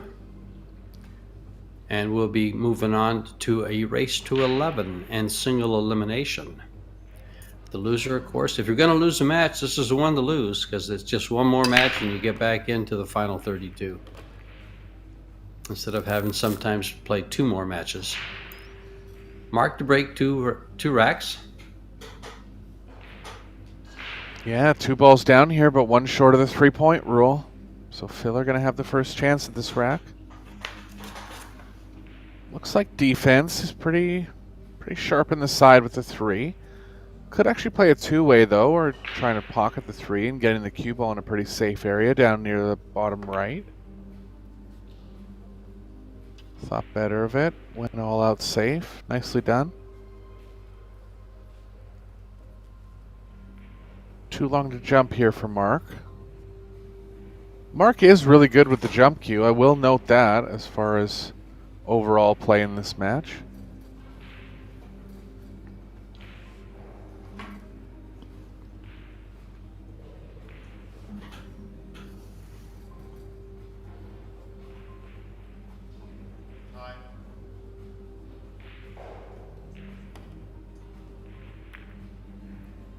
Very talented player. Probably coming in as the number 2 player out of the Netherlands. Been a partner with Niels Fayen many times in the World Cup of Pool.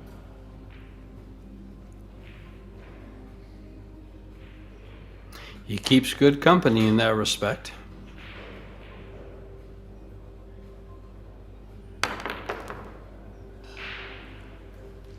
Nice jump from Filler.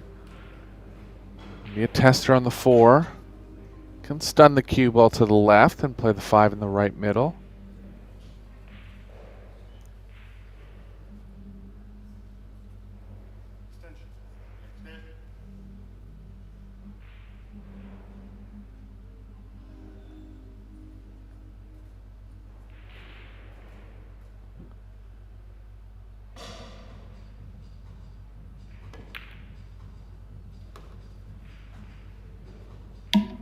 Nicely played. Slightly too little angle going to the right.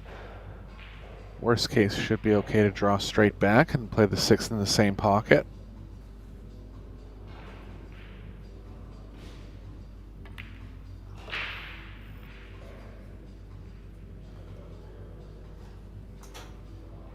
Look for this match should be fast and furious offense here.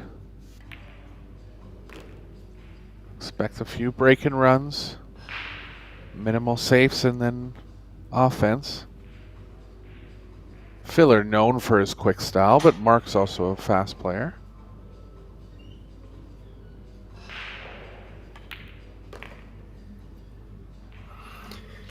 And as expected, every trip to the table for Josh Filler is usually filled with success. Took over from Mark on that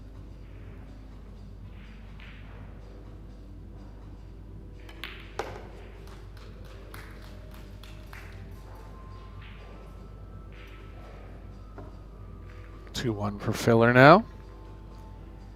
Going into the second of Mark's breaks.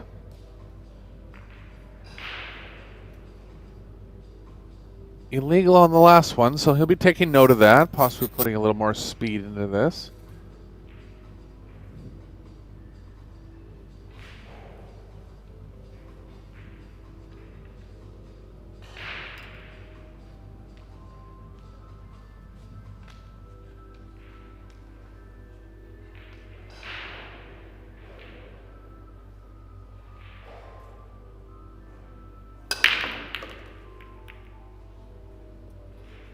One ball down, 5 ball down as well. Pardon me, that was the 7 going into the corner there. Good break from Mark.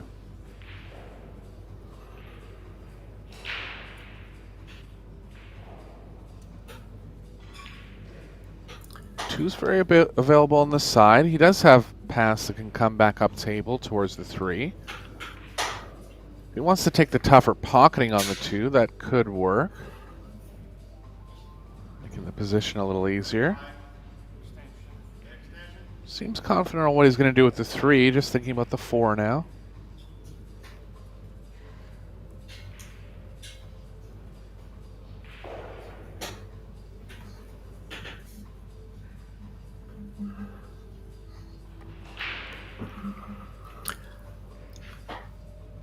Well, looks like he found his way to the good position on the 3 to get to the 4.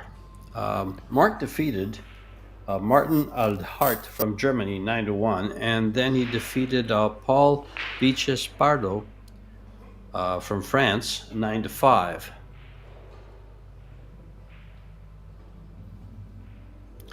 And thus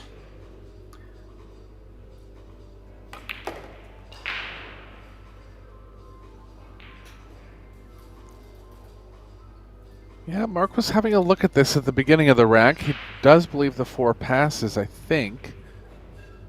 There is a combo option. He's over top of the 8, though, so everything made a lot tougher here. Especially if he's trying to get back to the 5, pocketing the 4 directly. So I think he might be resigned to playing the combo. Looks like he's eyeing it up there.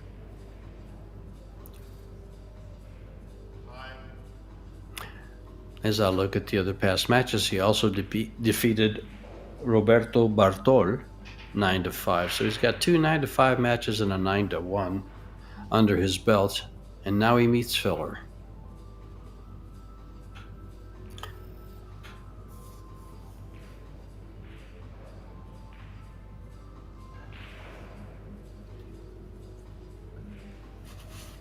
Way he was queuing at it almost looked like he was considering going for it. It's extremely thin in the corner. Looks like it's tough to slow the cue ball down as well. Taking his extension here, nothing straightforward. He likes the offense here, I think, George. I think Joshua likes the offense all the time. That's a good call, yeah. You know, he might, he's looking to put it there. Okay. I was going to say he might play that 2 ways and try to stick that 9 behind the, bank it and stick the cue ball behind the 9 and have position on the 6. But he went safety all the way. Up there. Yeah. Yeah. He says, I'm not taking any chances. I'll play safe all day long.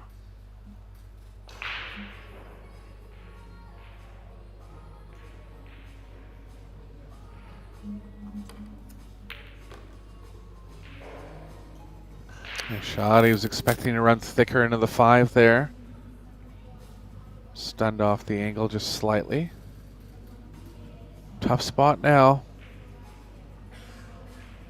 The 5 does bank past the 6. Typically you wouldn't be looking at banking this ball, but the way the balls are laying, I think he might consider it. Small 2-way element of the 5 getting behind the 6 if it doesn't go. Here it comes. Nice shot. How's the cue ball? Not even close to good. That was the 2-way part of it, and that's always the conundrum when you're playing those 2-way shots. Like, what if the ball goes in? Kind of a double negative, but smart shot. It was tough to play safe from there. Didn't expect to catch the 6 on the way in either. He knew it was a possibility, but he was trying to play it straight in.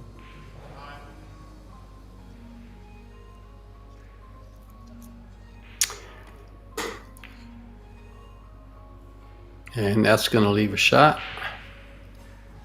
Funny thing about Joshua, he defeats Jobias Heus from Germany 9-4. Then he defeats Lazar Kostic 9-2. And poor Lazar was defeated by Pia Filler. I'm sorry, he defeated Pia Filler, so he wreaked revenge on Lazar.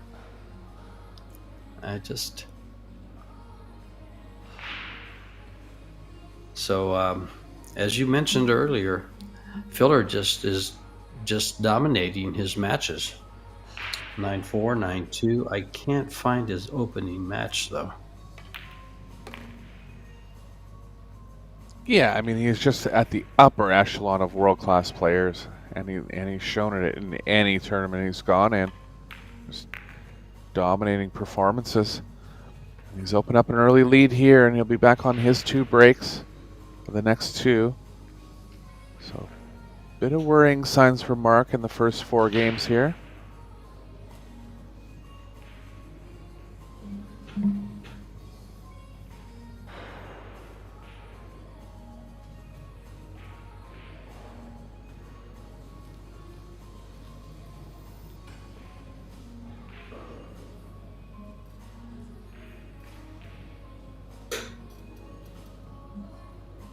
Had a pretty thick wrap on the back of his cue there, George. I don't know if you caught that or not, but not the Has he been spending time with Earl wrap. Strickland?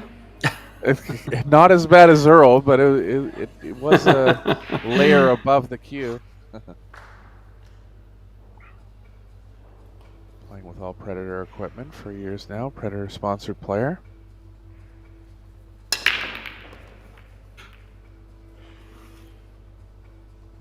Barely legal, but he's going to be okay. No good on the 2. Has the left edge. Has to be aware of the double kiss possibility on coming off the long rail with the 2.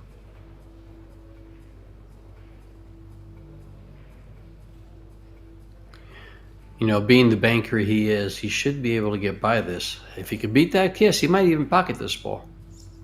No, Yeah, he's he just knows playing how to safe. avoid He those made sure to kisses. beat the kiss. Yeah, he sure did. Yeah. That was a very, very good job of avoiding it. That kiss is almost, you're going to get it 95% of the time. Yeah, spun the cue ball with a bit of left to avoid it. Get the cue ball moving more left. So he's left the smallest right edge here. Not a lot happening off the right edge.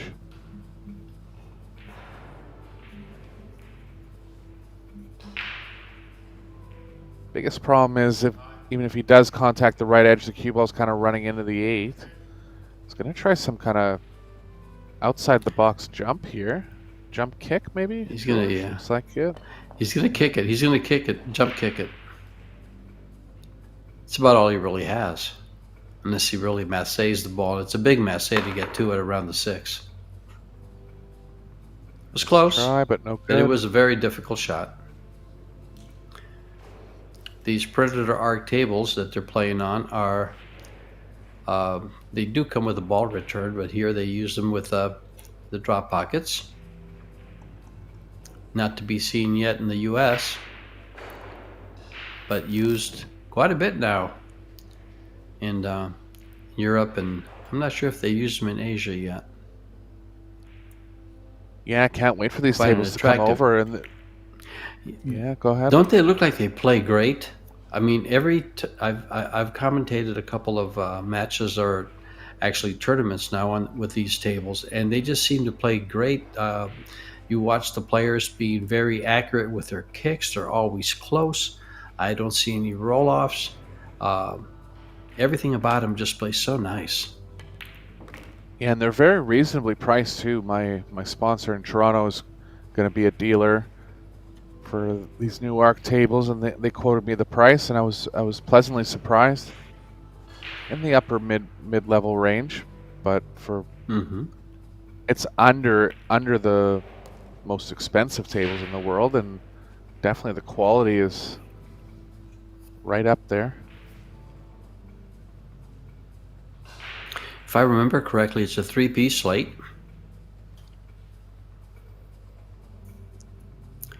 Makes them easy for home use to put on second stories and basements where you don't have to, you know, move that whole table in a cart.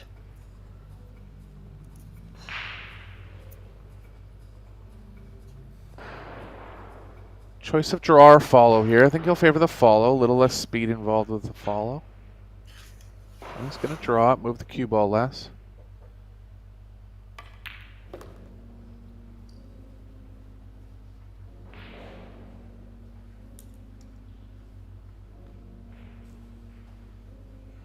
So looking to extend his lead now, and he'll be breaking in rack number 6.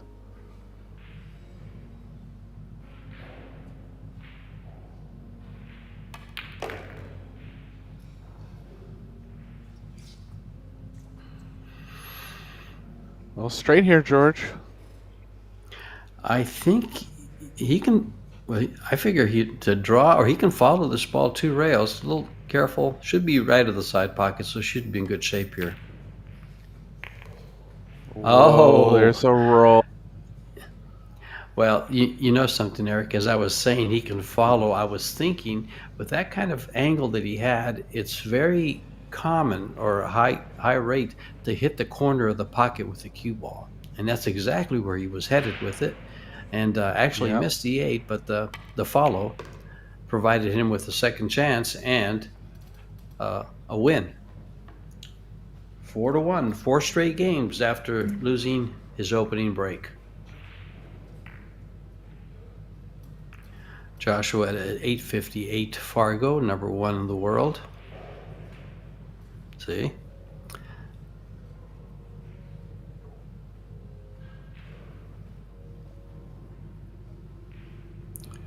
Mark's been around for quite some time from the Netherlands. I've seen him over in the U.S. many times.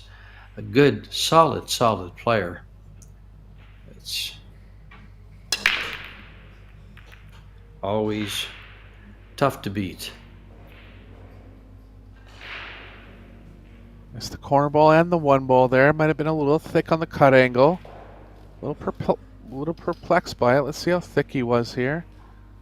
A little on the thick side. Still would have expected to make one of the 2, but didn't. So chance for Mark here.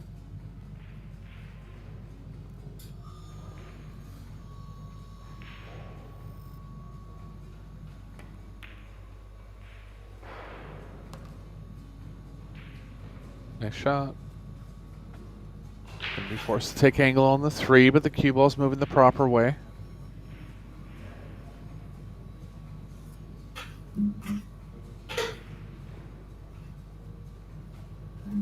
Ideally, if he can hold it, no rails, that'd be the simpler play, but having a look here, looks like he's going to have to go over to the side rail.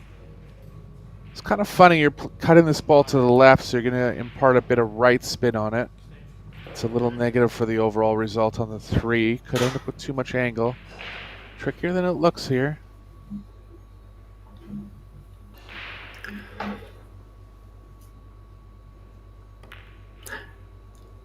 Nice shot there. That's usually left out by many players, so they just don't make the cut. Mark is a 789 Fargo, which puts him at 96 of the top, out of the top 100 players in the world. So he has that going for him. Little safety. A vicious safety. That's his only avenue of hitting this ball, is that 1 rail kick. Yeah, ideally he's going to try to hit it squarely here. Outside chance of pocketing the 3 in the bottom right, but ideally focusing on sticking the cue ball where the 3 is. You know, it's funny, playing 10 ball, you would think this is a very good safety. Playing 9 ball, with some speed on this table, this 3 ball has a chance to, you know, I don't want to say fluke in, but reward him for a good hit. It's going to be a reward, I think. Nope, he's going to leave it for the side pocket. I thought he might get behind the 9 there. Yeah, Mark has a little too much angle going to the right here. Only place he can land the cue ball is around where he's standing. Forced to take some distance.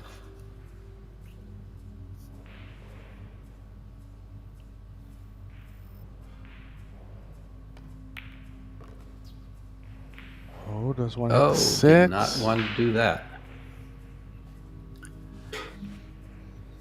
Anxiously coming over, seeing if he has the pocketing angle on the 4. Looks like he barely doesn't. You could throw it in with some right spin, but that's extremely tough over this distance. We're going to go for the half jump here, I think. Great camera work from our team down in Austria. Nice shot. There was enough room. Barely. So, yeah, so big shot coming up for Mark now. Another shot just like the last one, just barely enough room. It's going to look like a split hit, but he's going to make a good hit here. There's enough room away from the 6. Just thinking about how the 6 can possibly play off the cue ball. It's going to go over to the left long rail. I think I'd favor hitting it with a little more speed and bringing it right off the long rail. Nice shot. It's going to be available to the top left. Just barely. We've heard that adage, it's a game of inches, and it's coming up 3 shots in a row here. It really has. The safety is as easy as the make, and neither one is easy or straightforward. Yeah, must just not quite And had that's enough of what the he pocket chose. there.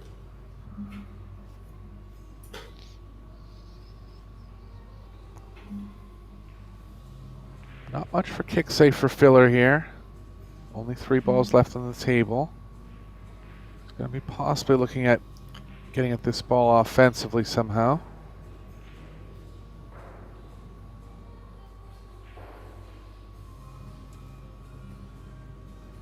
The easiest hit is definitely off the right long rail, but the 6 isn't really playing in any pockets off that kick. He's going to try to make this one.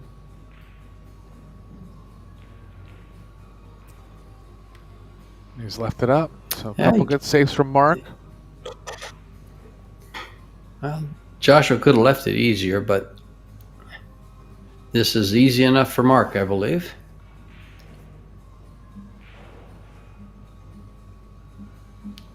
Still a very missable shot, but Yeah, and I don't think it's going to be missable for this guy. Yeah.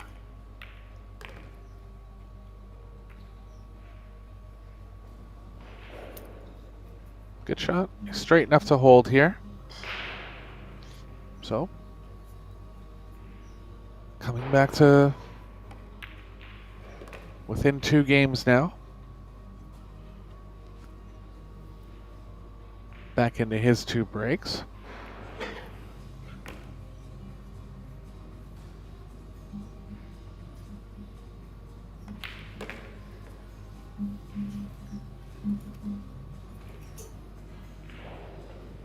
Mark was illegal on one of his last 2.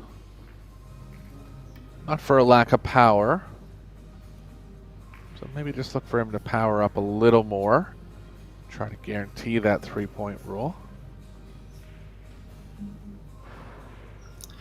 For those of you wondering as you watch him rack the balls, there's no template and there's no rack. The table has been I guess you might say pounded. And there's little divots in the cloth, just like a template would work. And they rack very nicely, and players having a lot of success with this type of a rack. They control the balls well. They're predictable, and you don't see too many dry breaks. The Yeah, 9 ball big is on power the there spot. from Mark. Yeah, 9 on the spot, so they're cutting the cue ball over to the same rail they're breaking from. Perfectly hit there from Mark.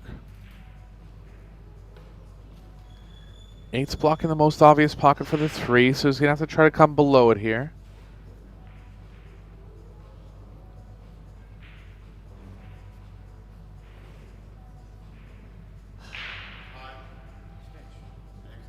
There is a 2-rail play over to the left side of the table, but I think he'll avoid it. Tough to really get enough angle with the cue ball going to the right to guarantee getting over to the left side.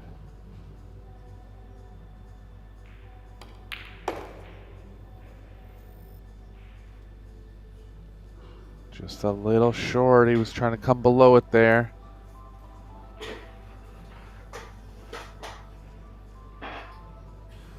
Got to lay up safe with the cue ball. The 3 ball in the middle of the short rail. But knowing a player like Filler, he's going to look for something a little more offensive as far as safe. Try to get him right behind another ball.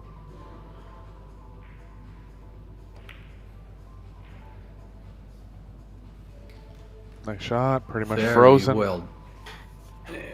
Very well done. I was looking at that and thinking, I wonder if he might even attempt a kind of a 2-way bank shot to the side.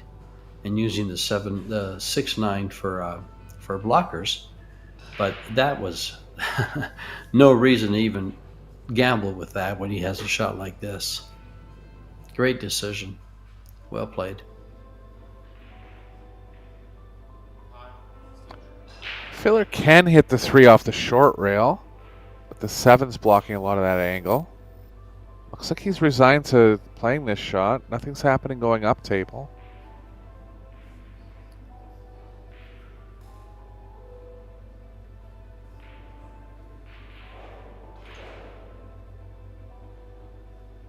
Wow, this is going to be a very, very accurate shot. Look at that. Hit the proper side of the 3. He's going to come far enough to not leave Mark. I think Mark's okay. It was a great try from Filler there. Very accurately struck and 2 inches off of being a very, very good and effective shot. 2 to 3 inches harder, and he really likes what he just hit, what he just executed.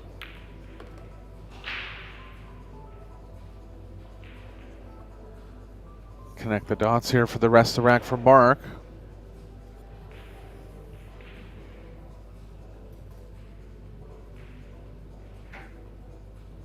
Is Filler Mark's been 27 or runner-up in a 28 World now? 9-Ball Tour. Yeah, he's younger than 30.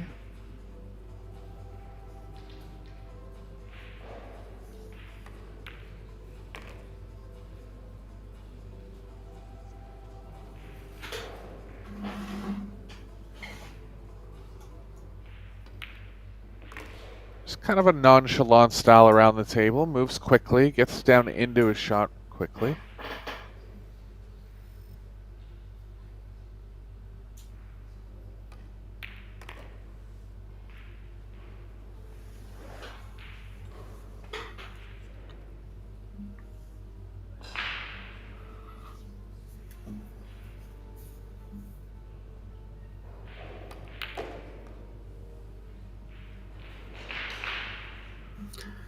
This is shaping up to be a very tight match with these 2 break alternations. And he closes the gap by 1 more. Yeah, Filler was threatening to pull away early, but Mark did well to win these last 2 racks and looking to break here and have a break and run to level the score.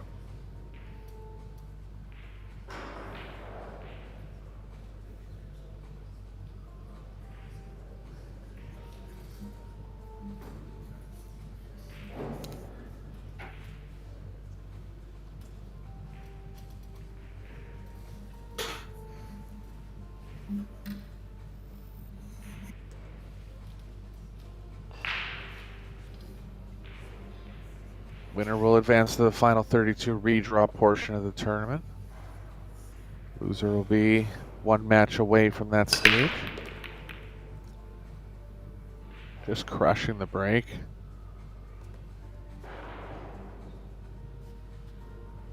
Two balls ended up a little funny.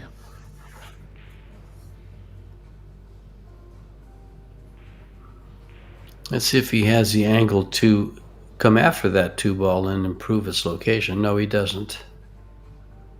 Yeah, cue ball's running a little too far to the left here, pretty much into the top left corner pocket. He could actually play the 1 in the left corner pocket and draw around 2 rails, but that's a difficult shot. I'd be looking for other options. Probably draw right into the 9 ball, which means he risks hitting the upper part of it, and that corner pocket comes into play. You should be able to miss it. Yeah. Nice shot. Nicely played. Another small challenge on the position here. He'll be looking to get the cue ball near the 8. Could cinch the position and play the combo, but I think he'll favor shooting the 3 straight in here.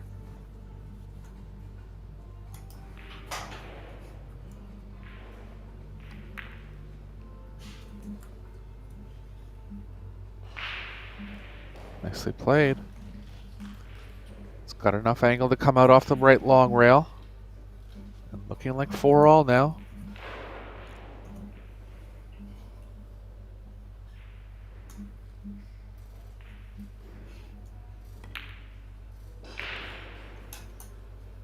Two players that are definitely in form. Always nice to see two top players going at it.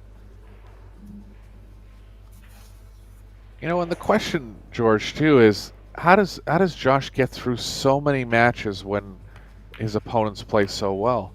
Well, I mean, the obvious answer is that maybe Filler just plays a little better. But how much better can you play? You know, it's like all the little things that, like when he was on that kick on the 3 there, he almost got Mark on the kick safe, which was an extremely tough kick safe. Didn't work out this rack, but sometimes it will. That's how good he is. Exactly, Eric. You make great points there. It's just all the little details where he's just a better kicker, a better ball maker. His position play is excellent. At the top level of professional pool. He's aggressive.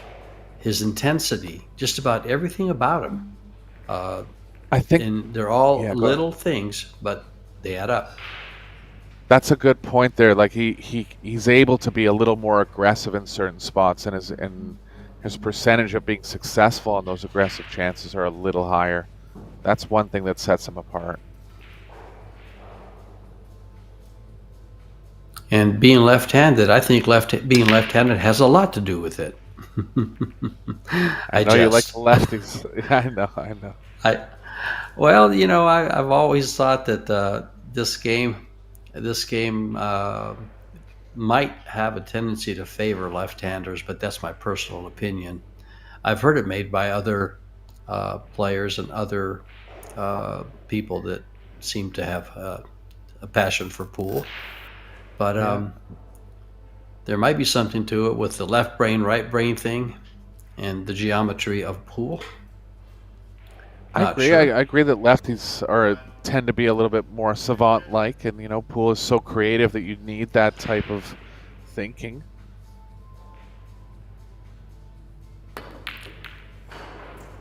Oh, he didn't miss that by a little. He missed it by about a quarter to a third of a diamond. Yeah, tricky there. He was elevating, just decided to go all in with big speed. And even for players like Filler, that shot can be mishit. Well, maybe it was like about 4 inches, which is a quarter diamond. A bigger miss than he usually has. Than usual, yeah. Most of the time when these players miss, they're hitting the corner of the pockets and they're rattling and they hang up.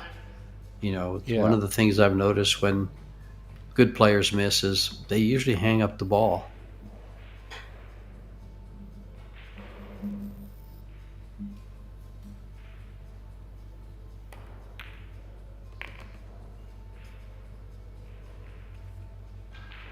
Cue ball's going to be running into the 5 here, but it looks like it's running into the right edge of the 5. You can put some right spin on the cue ball as well to promote it moving up the right side of the table.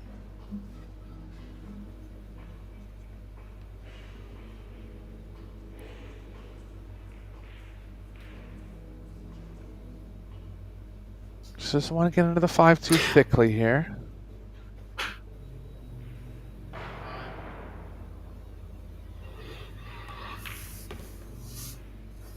Nice shot. On the rail, unfortunately. But did well to avoid the 7 there. This is tougher than it looks. If the 9 wasn't there, he'd be stunning around 2 rails back towards the 4. Yeah. Tough to get a position on this. Would you consider playing position to bank the 4 in the side? Maybe. That would be rather straightforward. Yeah. I think and he's just going to accept more angle on the 4.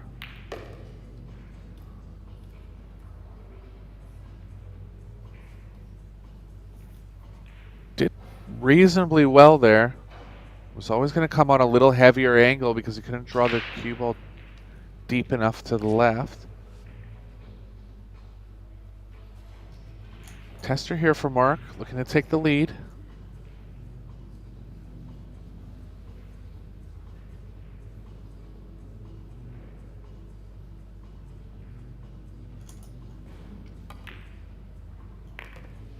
Nice shot.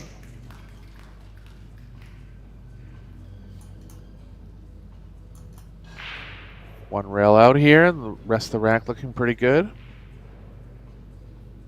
So now Filler slightly back on his heels.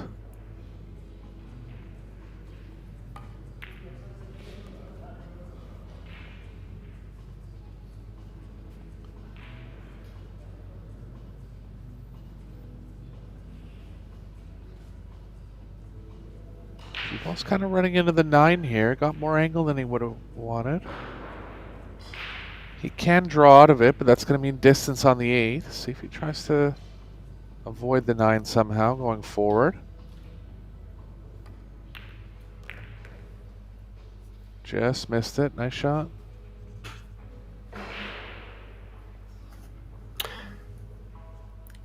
As far as the points for the Eurotour goes, Mark is at 44 in the ranking.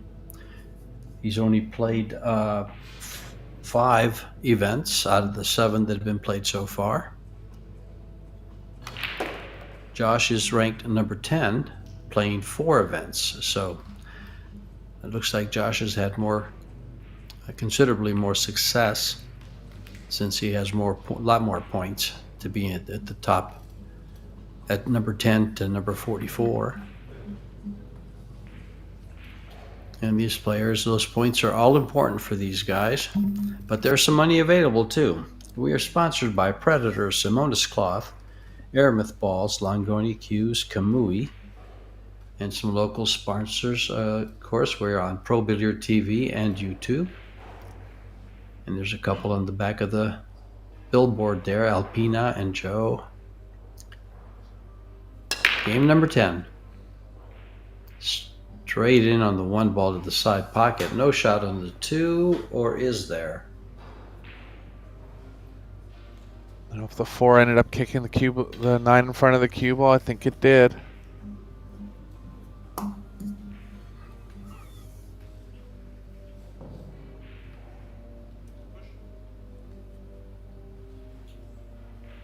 Yep, it's going to be on a push here. 4 balls tied up with the 8, so going to be some moving in this rack. 4 might be available into the bottom right.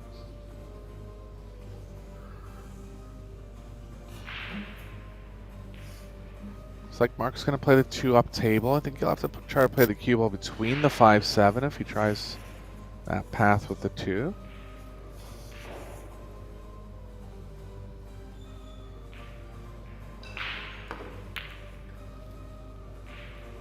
Smart shot, stunned around it.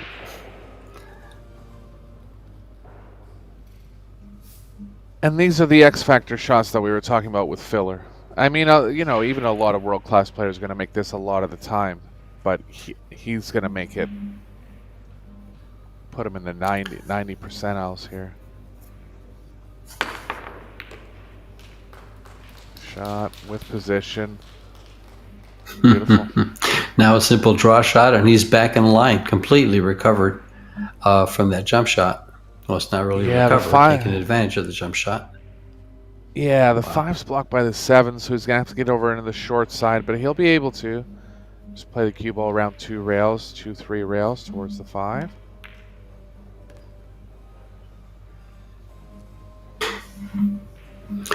Always on the correct side of correct angle on the ball. For instance, right there, he's on the right side of the ball to go 2 rails to that positional angle that he needs.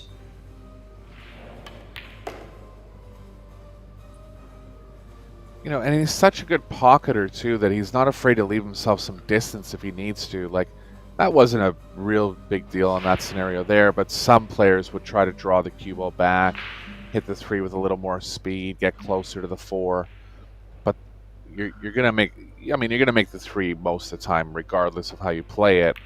But if you play it at slower speed, you're upping your percentages there, and he's just not afraid to take the distance on the 4.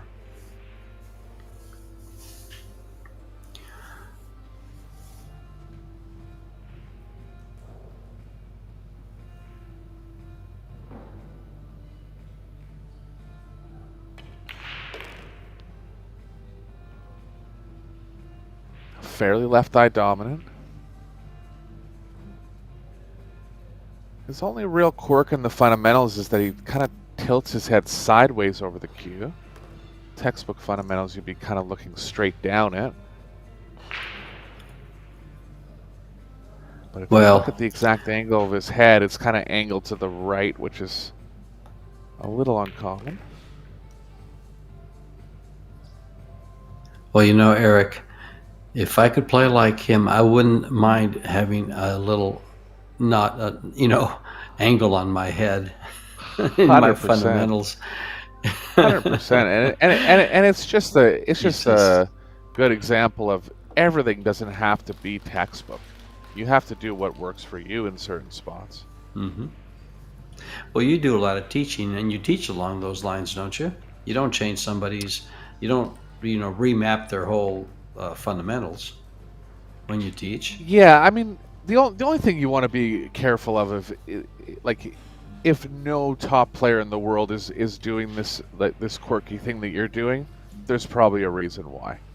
There's about 5 things that are commonly fundamental amongst top players, but other than that, there's at least 5 or 10 other things that are variable too, and you don't need to be afraid to. You don't need to be perfectly fundamental textbook fundamentals on every aspect of the game.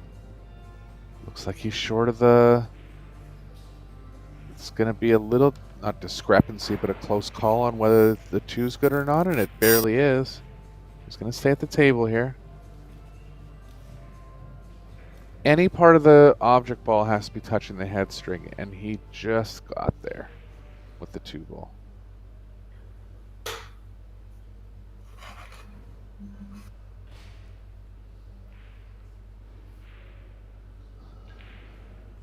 I think he'll choose to follow up the left long rail or the right long rail here.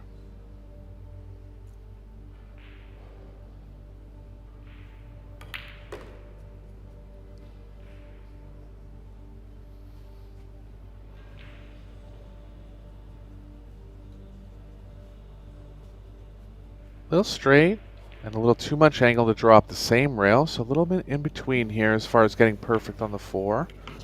I think he'll power up. See that this is when I've noticed this on these Predator tables. Anything with speed, like these players make the pockets look big sometimes, but when you're playing into down the rail like that with a lot of speed, see how well he hit that ball? He's just not going to accept it. Well, I believe the pocket sizes on this Predator arc table are 4 1/4. Let me run through there and make sure of that. Look at this creative shot from Josh, carrying in the 9 and making the 3. So a bit of a break mid-match here. Yeah, I believe they've been set at 4 1/4 for since the beginning, even with the Apex tables, which is a fair size in my opinion. But at speed down the rail, they are tough.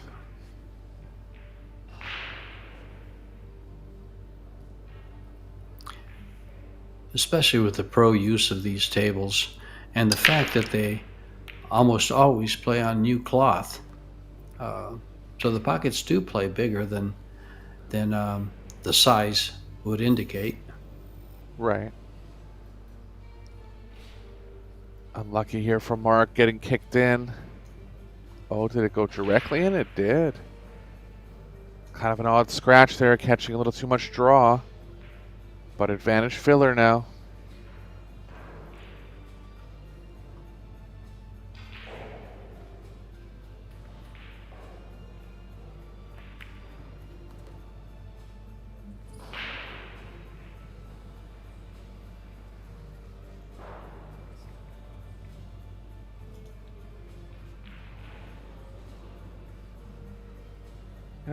And part of Filler's mystique too, with being such a consistent winner, is there's definitely a bit of intimidation factor that goes through all players playing the #1 player, Fargo rated player in the world, and he continues to put pressure on the opponent too.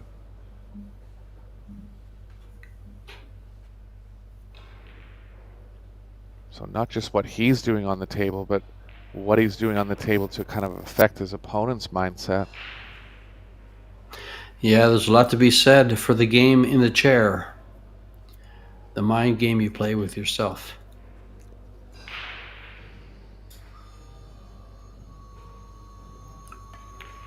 You know, watching him float around with such ease, being such a natural, instinctive player, as you said, can be rather intimidating.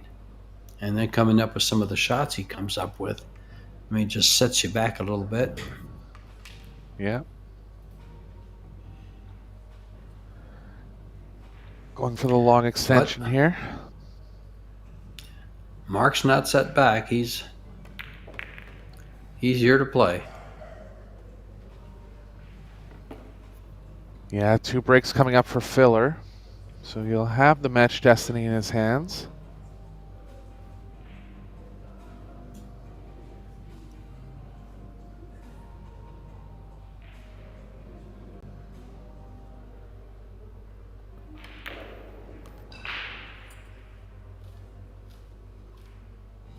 He just comes through the ball so well, like that right there. A lot of players on that particular shot would be a little bit on the pokey side. He wasn't. He just drew back and came right through with such precision that it just looked good and unmissable. Yeah, and he does it with a bit of a shorter backstroke too, which is tough to do. Mm-hmm.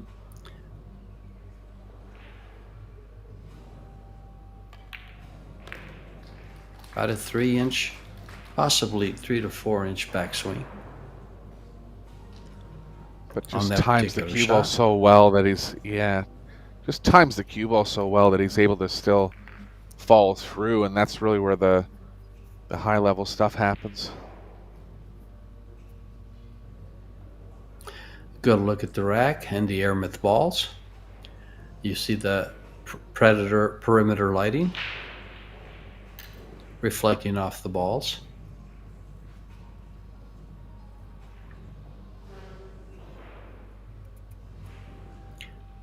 Both players are sponsored by Predator.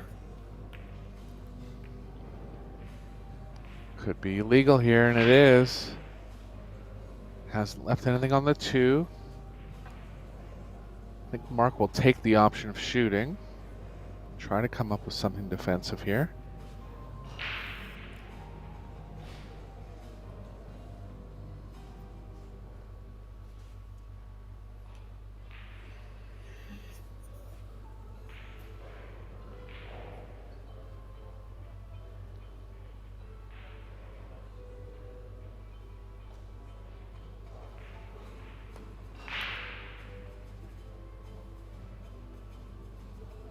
Nicely played, playing the cue ball and the object ball safe. Pretty much done to perfection. Another well played. Yeah, another well played safety by Mark. He's, you know, he gets that cue ball. Almost all the safeties he's been in tight behind the ball.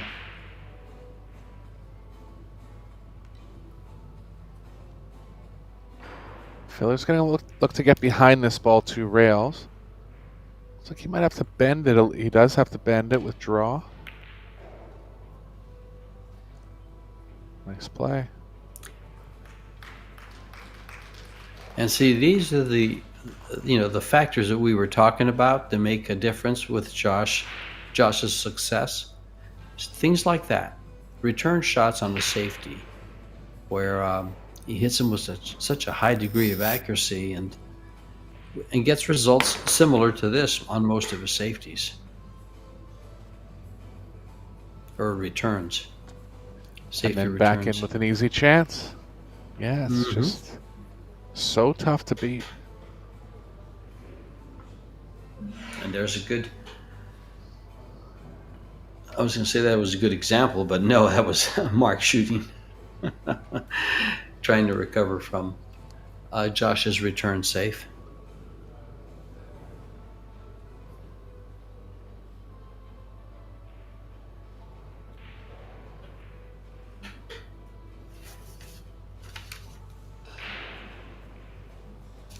Women's event is getting underway today as well.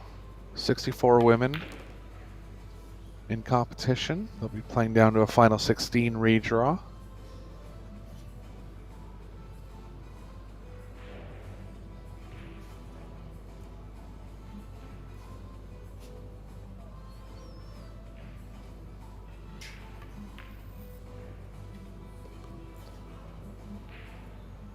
Pia Filler and Jasmine Ocean will be at the top of the class in the women's event. At least 10 or 15 others that'll be putting up a good fight.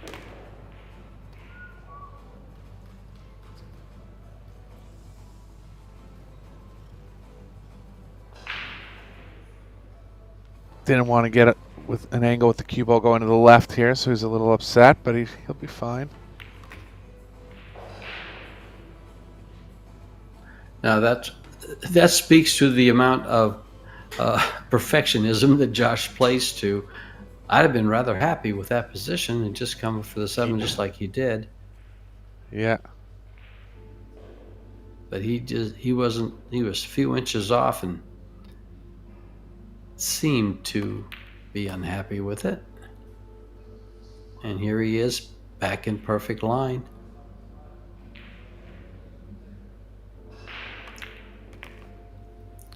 Two balls from getting on the hill and closing out the match at 9.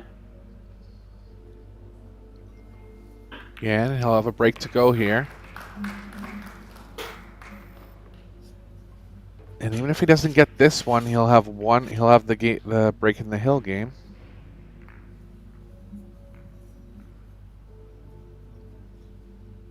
Was illegal on his last break. Did break drive once, so not the typical break and run threat that he usually is, but still finding a way to get ahead in the scoreline here.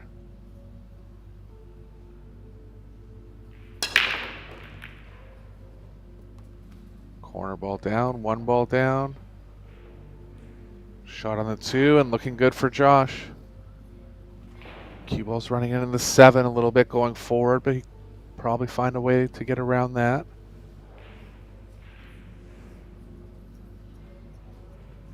He might have to draw here and leave himself more distance. Look at this, he's going around 3 rails, George. He knew how big the 7 was there. Missed it. Chance for Mark.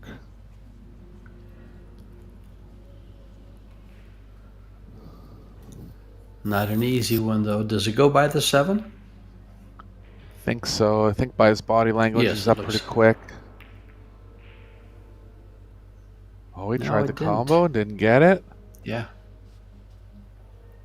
It's 2 makeable combos for Mark. I don't know if you... About game 3, had a pretty makeable one. Missed it as well.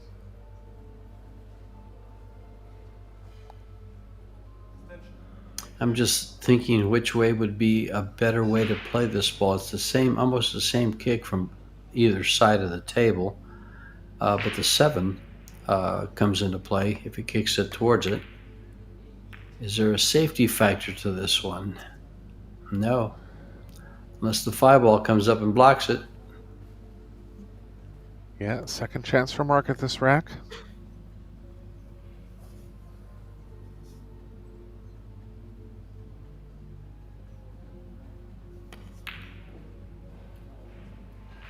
Ooh.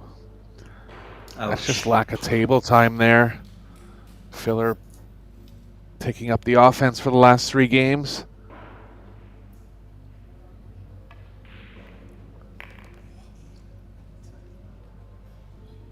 A little too much angle here. He's on that line that you hate to be on. An apparent scratch to either side. Gets it to the right. Has to use English and draw as he's using. That's 2 similar shots he's missed like that. He's kind of seeing the Am I okay finish with line that here. Yeah, I got a roll here. Too far out in the middle of the table to jump. Gonna have to judge the kick with some left spin.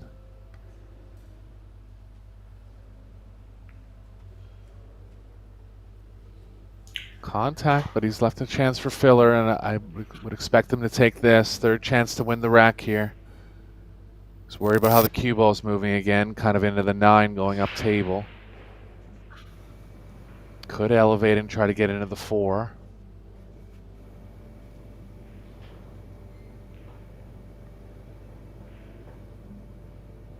Look at this shot. Oh, wow. Wow.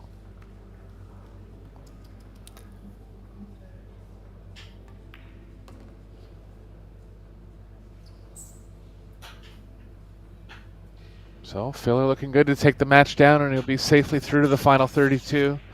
Look for him to be a big threat near the end of the tournament this week.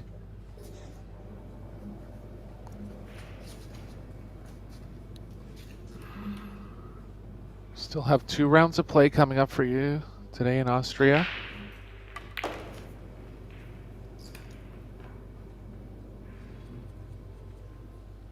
Some losers qualification matches, likely.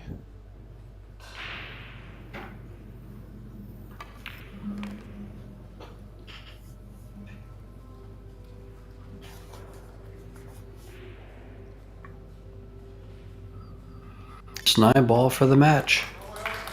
There it is. Joshua Filler over Mark Biesterbach. And he'll move into the winner's qualification. Mark will have to come back and win another match in order to get to the same place. Eric, any closing comments about the match we just had? Yeah, I mean, it's a pleasure to watch Filler play in this type of form.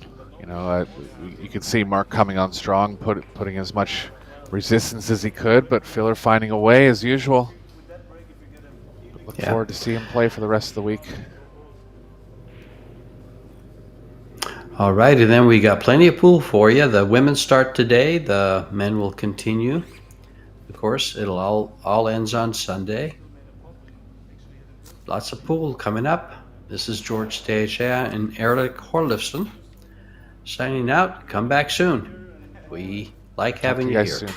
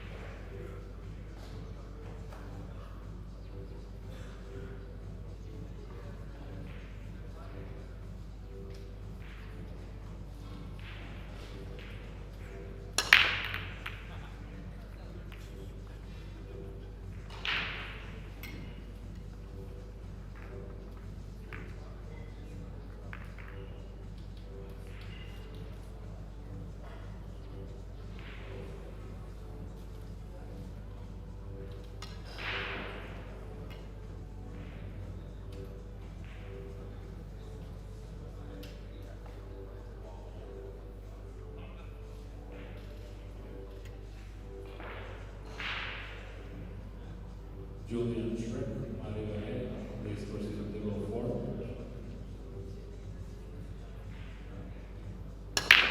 Denis Laszkowski, Jakub Robov, please proceed to table 5.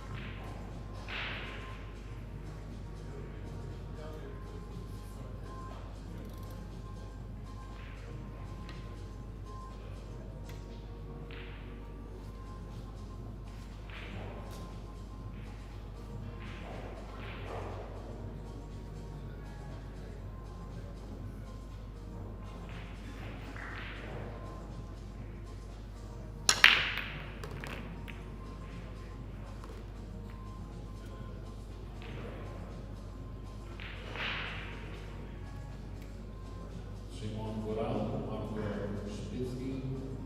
You can go to table 14.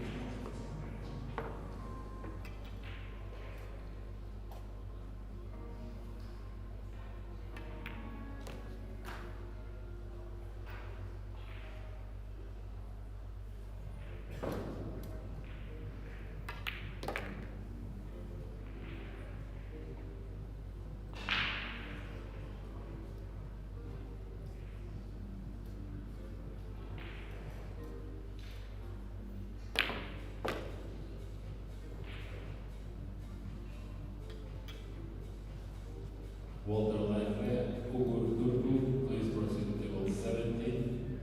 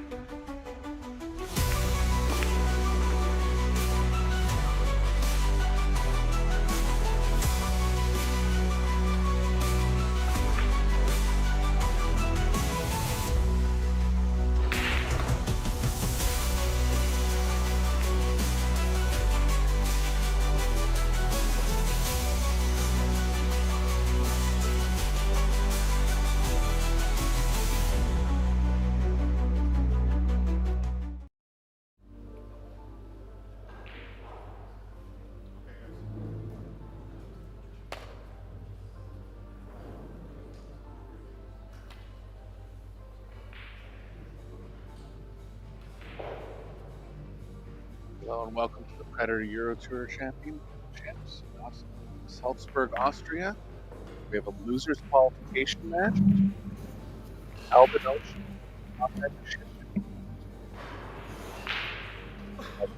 flag. There's to be breaking sets of 2.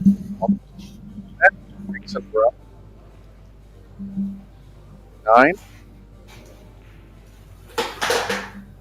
Winner will advance to the final 32. The loser will go home. Big matchup coming. By George K.H. Eric Corliss.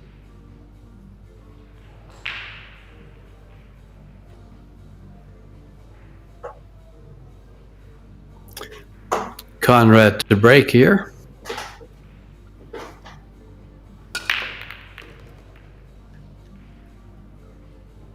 Two balls down. Positive signs for Conrad on the break.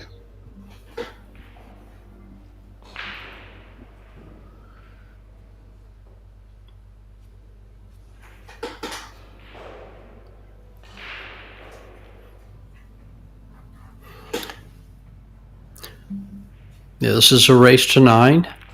This is a loser qualification.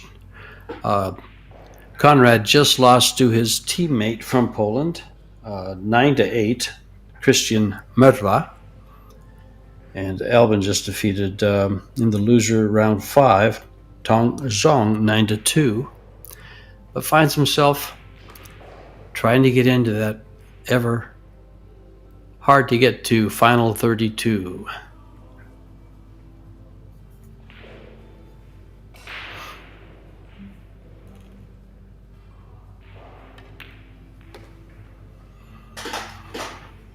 This is an alternate break format. Every 2 games, they will alternate the break. Conrad started breaking. He'll have one more break. Albin at the table. Looks like he may steal his break away to take the opening game. Unless he gets behind the 7. Just He's okay. in good shape.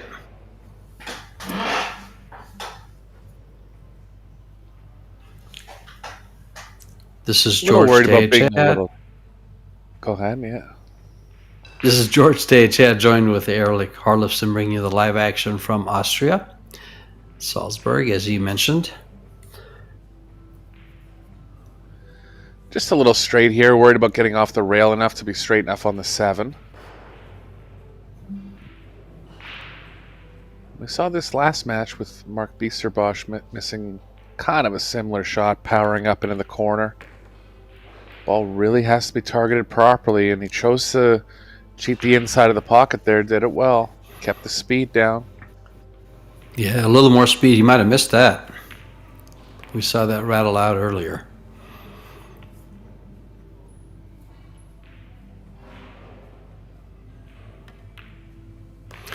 Albin's such a smooth player, as is Conrad. Albin is a 829 Fargo, ranking 15 out of the top 100 in the world. His opponent, Conrad Yushishin, is at 800 and is number 60 in the world as far as Fargo ratings go. And he loses his opening break, but has one more before Albin gets 2. They are playing the 9-ball on the spot and the 3-point rule. That means that 3 balls must cross the head string, or a ball pocketed counts as a point. Must have 3.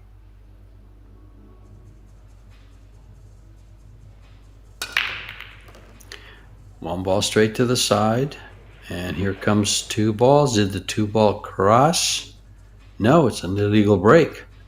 5's okay up there, though. 4 ball's okay. 4-ball cross. He made 2 on the break. He didn't. Oh, I'm sorry. I only saw one go in. Yeah, corner Thank ball on you, the Eric. 1. No problem. Good old wing ball.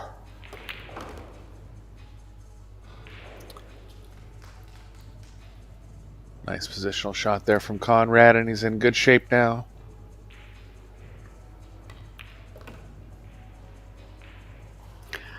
Very flow style player.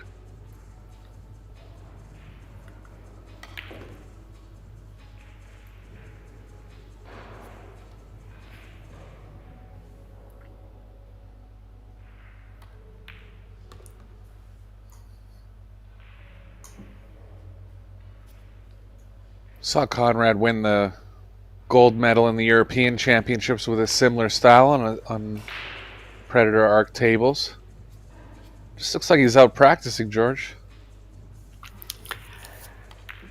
Yeah, he has come into his own. I remember when he was, his Fargo was down in the 780s.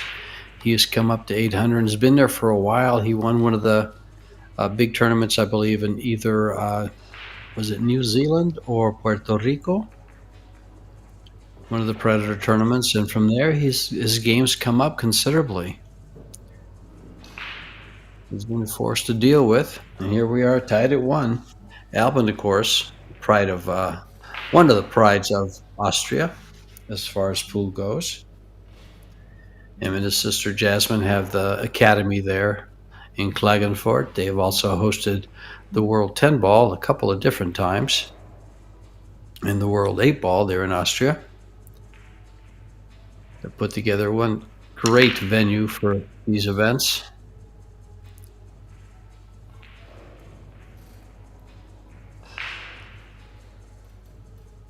Looks like the 3-9's going to be available here. It's pretty lined up to the pocket, not directly in. Have to get another look at it. It's pretty close to direct, though, and as long as he gets close to it, it's very manageable.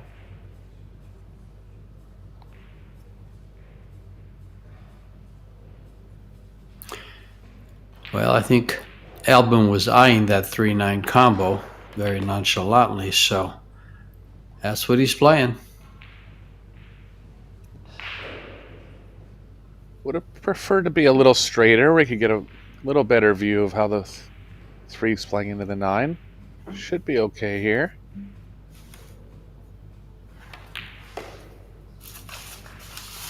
Buried into the back of the pocket. First of his 2 breaks, going down at a break and run.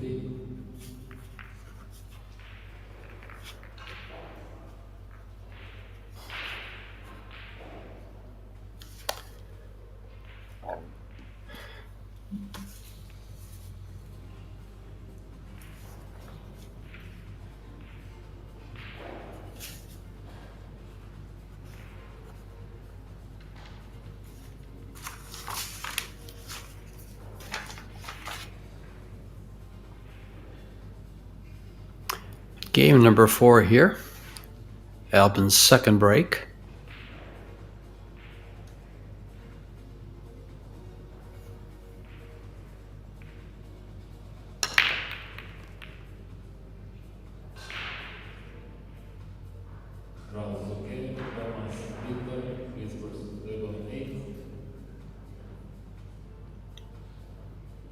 Made a ball and nicely on the 1, little straight. Checking to see if the 2 passes in the bottom right. If it does, he's on a decent angle drawing straight back. 6 and the 8 are kind of going to be in that line.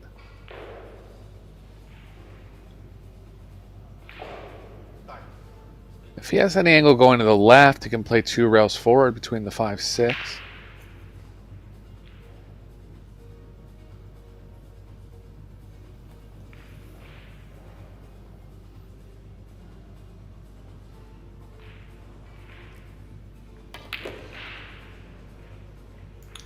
Forward it is.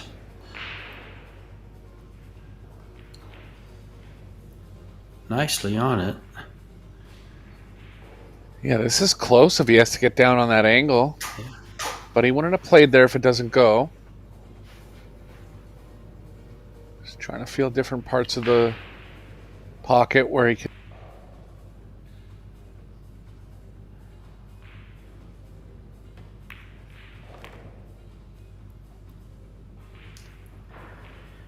Yeah, he knew he was bumping that 4 ball to a nice position. Now just to get to the 5.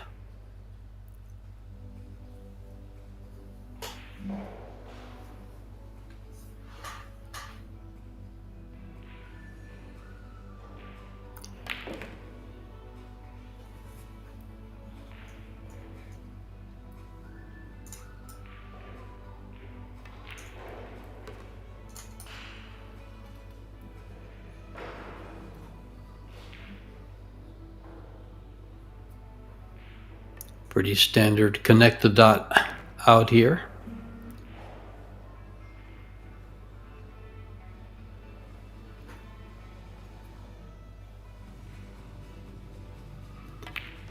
Come down for the 8 ball on the side if he can get straight.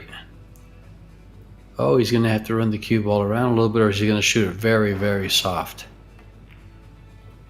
He's going to run the cue ball around. And for a 3-1 lead, Albin takes game number 4.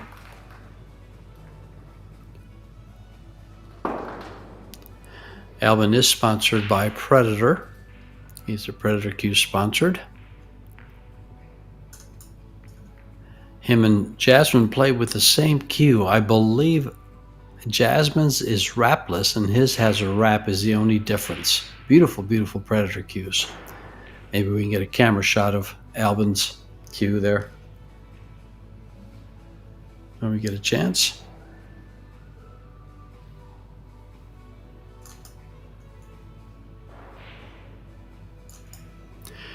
Breaking in game number 5.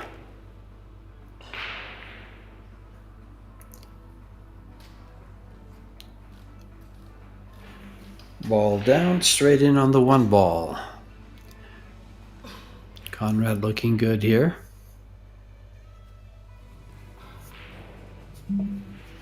"215 players started out here, 24 from Austria, 66 from Germany, and 27 from Poland were the bigger numbers from some of the countries.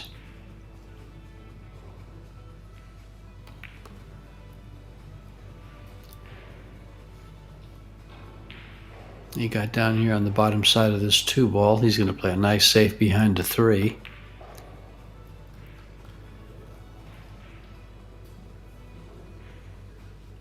And it looks like Alvin will be almost over a ball to go 2 rails at this 2-ball. Is he going to go 1 at it? Wow, he is. I like this 2 rail shot down from the corner here on the bottom part of the table.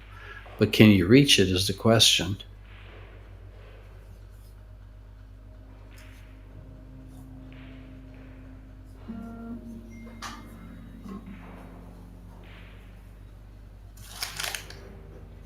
He's going to go the 1 rail route. Going to have to spin this a bit. Try to catch the rail and ball at the same time, or just move the 2-ball to position. Oh, he's cut it just well. Will he get behind? A simple jump shot will take care of this.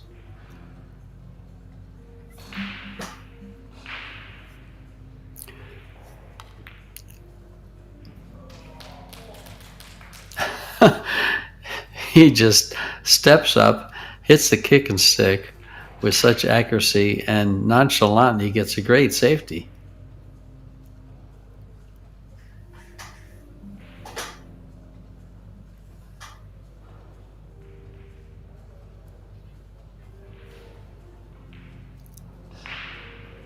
Conrad trying to escape, Albin trying to escape another safety by Conrad, and he does. Will he hit a rail? No.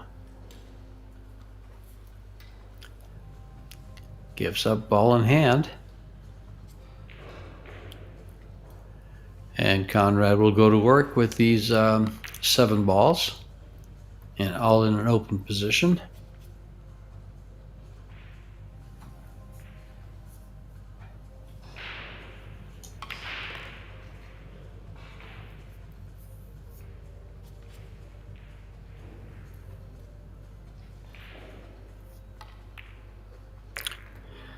Conrad is also a Predator-sponsored player.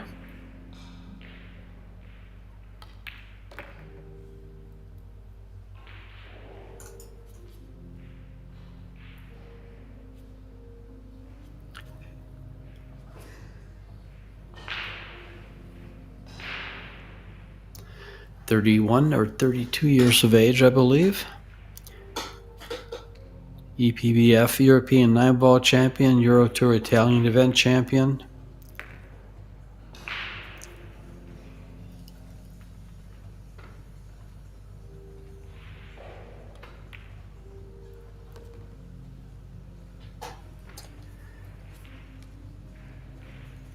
This 9-ball to close the scoreline within 1, trailing 2-3 to Alvin Ocean.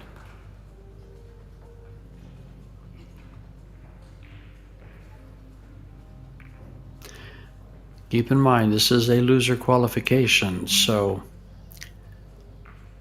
the loser is out of the tournament. The winner moves on into the final 32, playing for the points.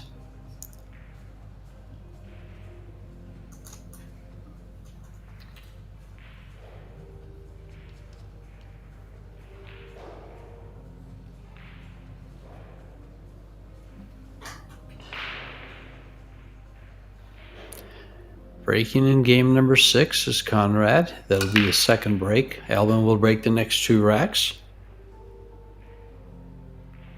Looks like a dry one.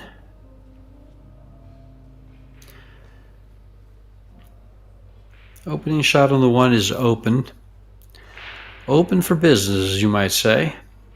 Pocket the 1, the 2 balls over a pocket 3 ball up table. Nothing really is tied up. That 4-9 looks pretty tasty. So will it be a short game to the 4 ball? There's a good angle of that 4-9 combination.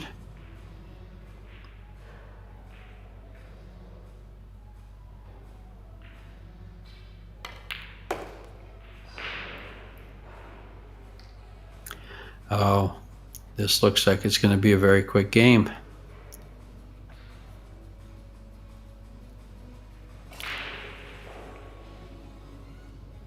Albin's calm demeanor. Looks like it's just another day in the office here. I wish they had heart monitors on. I'd like to see what his heart rate is.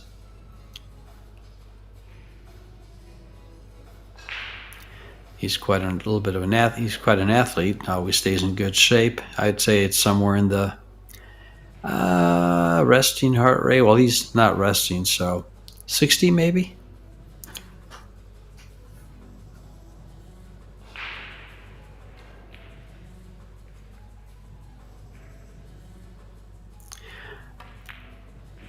But that's what it looks like. What it might be is probably higher because the intensity of the match is the pressure of the match. But he sure makes it look easy.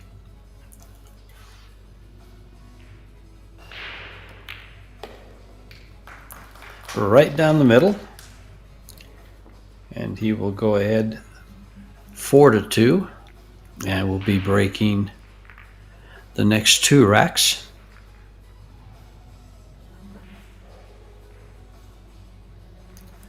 Trying to find what their Eurotour overall ranking is. Let's see if I can find these guys here.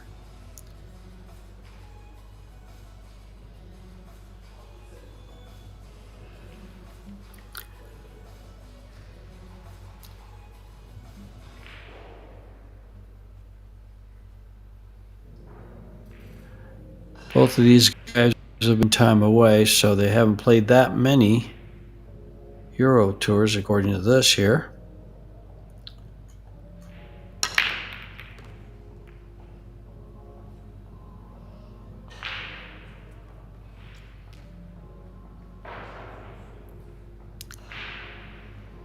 They're quite a ways down.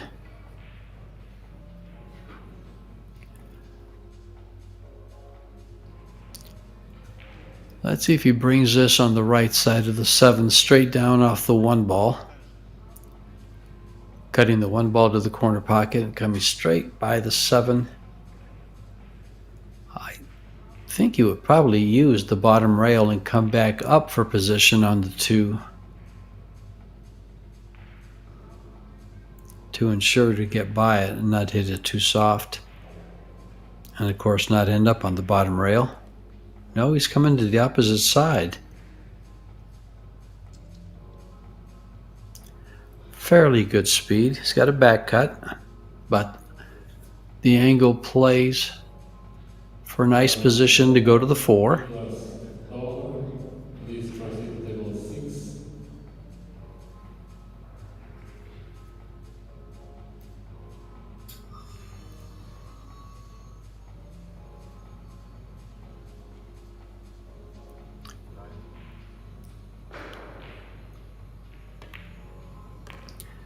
Whoa, I thought that 5 ball was going to come into play there. Got a little bit of the corner of the pocket and came on the right side of it. He's got a good shot on the 4 now, and things have opened up for him for a nice break and run.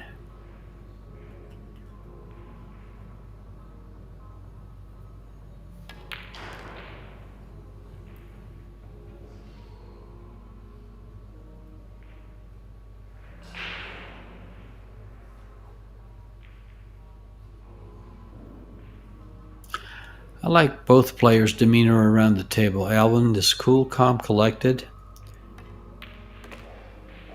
as is Mr. Yushushin from Poland.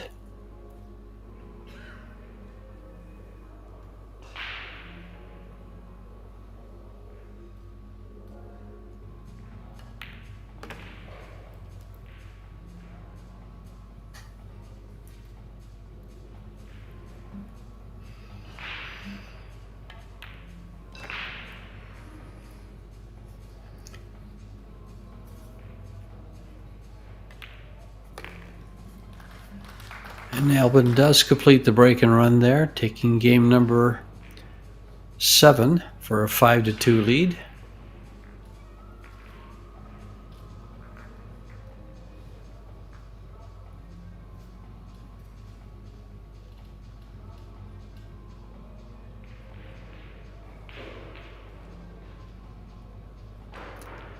That was his first of 2 breaks. We're sponsored by Simonis Cloth, Aramith Balls, Longoni, Kamui, and of course Predator. Predator brings you these both players. They sponsor both of them. They bring the streaming to you live and free.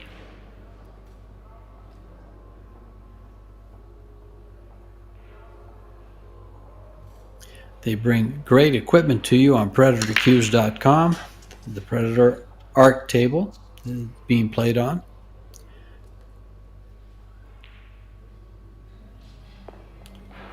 Alvin losing the cue ball. Not too happy.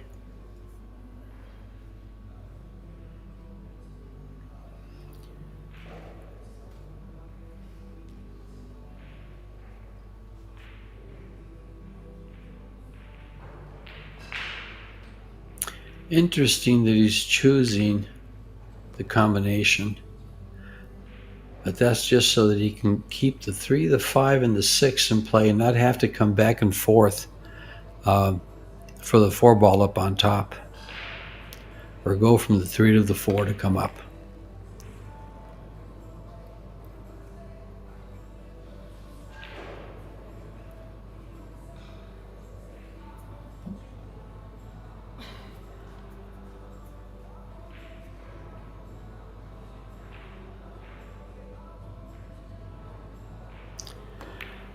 Wants a good angle to go to from the 5 to the 6, so he needs an angle here, and he's got it. He'll go to the top rail and come back towards the 6. He might, I doubt it, but he might choose to play the 5 in the corner and move the 6 off the rail, but that would complicate things and could prove erroneous. Nicely done. Actually, if with ball in hand, you might decide to put it right there, so you can reach it easier and just keep it just off the rail, so you can come down for the 8 afterwards. Oh, he didn't like it. Got a little bit too far off the rail.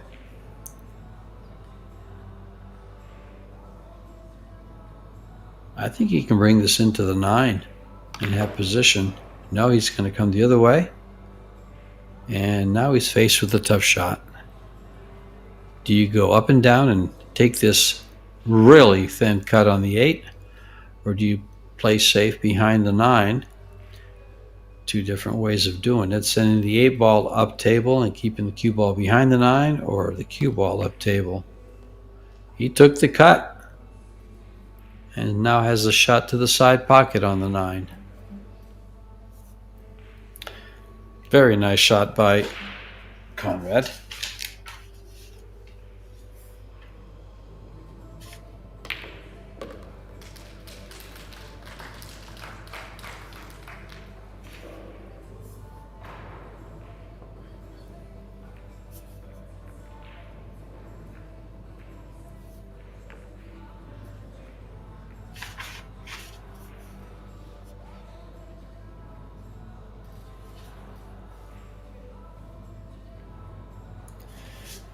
Great shot there by Conrad on that 8 ball to take game number 8.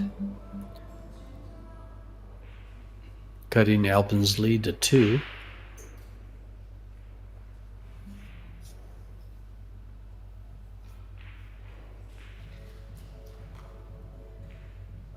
Breaking for the 1 ball in the side. Cue ball coming across.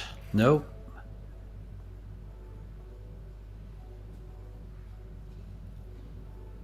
Made the wing ball.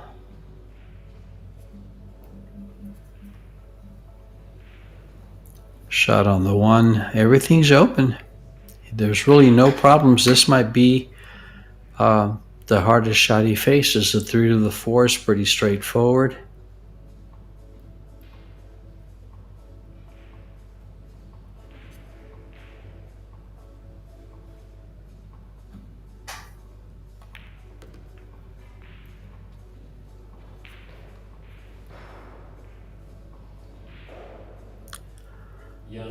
This left-hander from Poland looking pretty good through these balls here. He's going to get perfect on his 5. Could have gone a little more.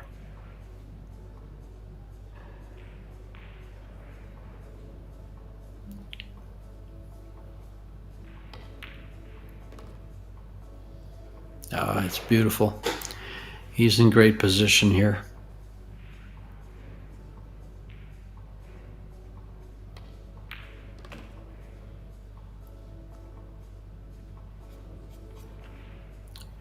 Three remaining balls.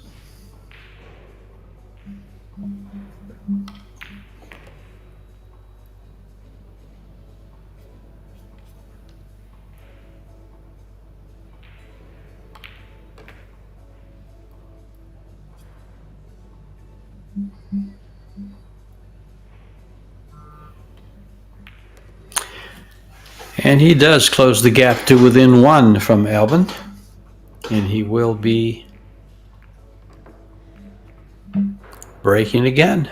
Second game.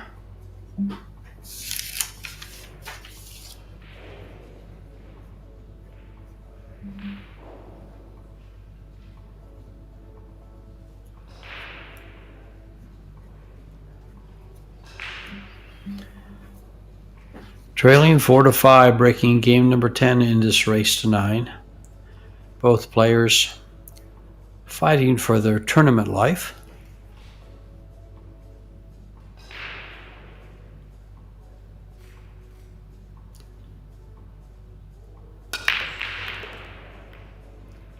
One ball goes immediately to the side pocket straight in. The wing ball goes in, and the 7 ball goes in for 3 balls on the break. Long shot on the 2.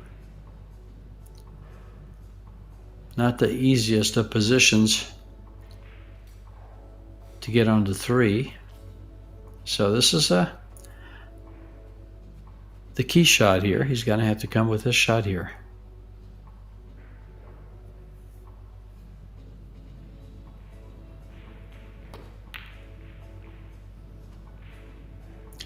It was a tester. Quite a tester. But he's come away okay, and he waves off his opponent and says, I got a good roll.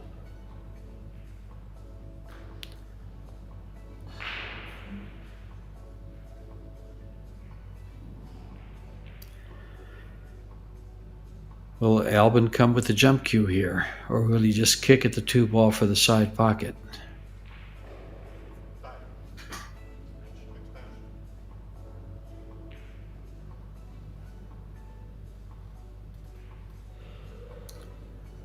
Undecided. Which cue do you drop?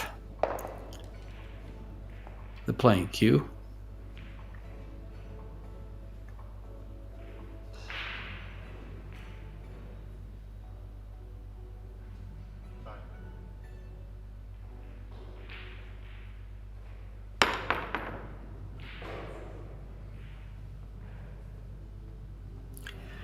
This ball stays on the rail. This is a little bit on the tough side. Again, another tester for Conrad.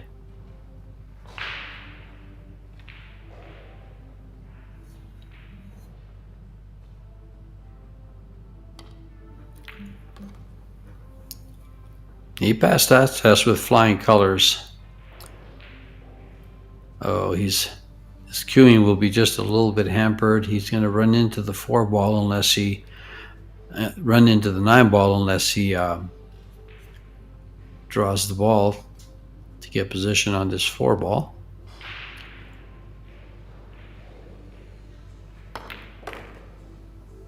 Nicely done.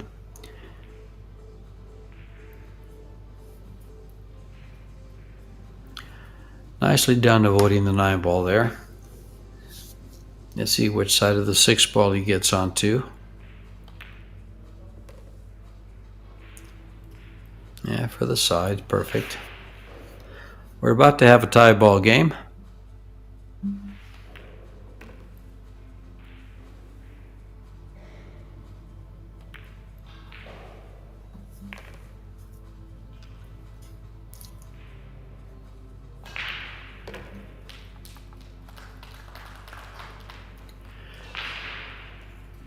And we're tied at 5. Albin to break the next 2 racks.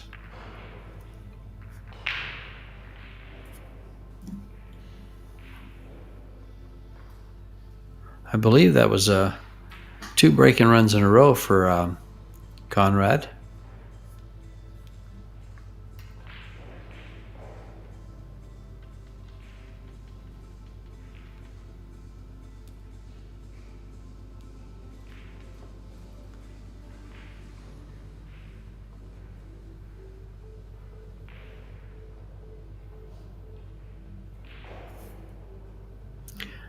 Once into the loser's qualification, there is some money available. Actually, they are both in the money already, as they're in the final 48.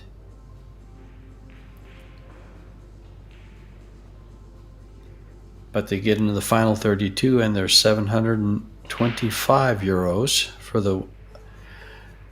for 17 through 32, 6,000 euros for first place, 4,600 for second, third and fourth is 3,000 euros, fifth through eighth is 1,750, and ninth through 16 is 1,250. But these guys are also interested in those points. The money pays the bills, but the points get them a little more recognition from their federations. Sincere apologies to all our viewers. Just had some connectivity issues. I'm back, George. Looks like we have a close one here. Yeah, welcome back. Yeah, Conrad had to win 3 games in a row, 2 which were, by the way, of break and run, and to tie Albin, who ended his session at the table with a break and run. So this has been a good quality game match so far. Both players stepping up and controlling the table. Yeah, I guess could say Conrad will have 4 of the next 6 breaks, so small advantage to him with an even score line going into this part of the match.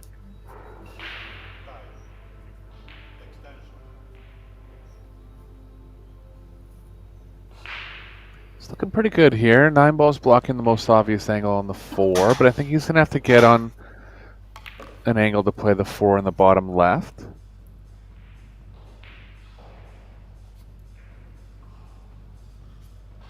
This is good. Can play the 3 thinly. Play the cue ball between the 6-7, coming back up table.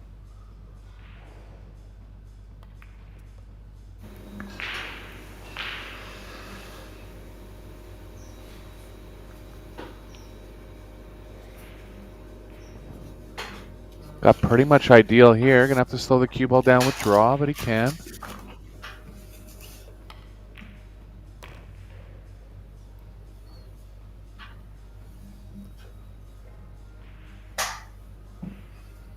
Shame there has to be a loser in this match. Both these players somewhere in the top 16 seeded players in the tournament.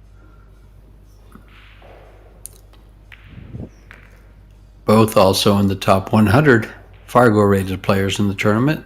Conrad at 60, Albin at 15 with an 829 versus an 800 Fargo.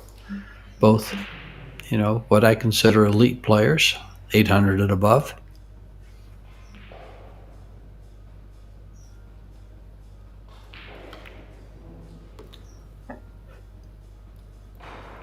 Although that is forever changing.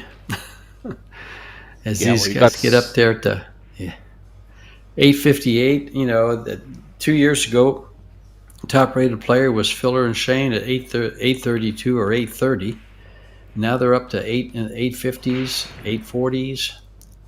So we might have to start calling the elite players 825s or 830s. There's enough of them. That's right. I mean, you got 60 players over 800 now. Quality of play is going up. Easy. Well, yeah, it's just by the...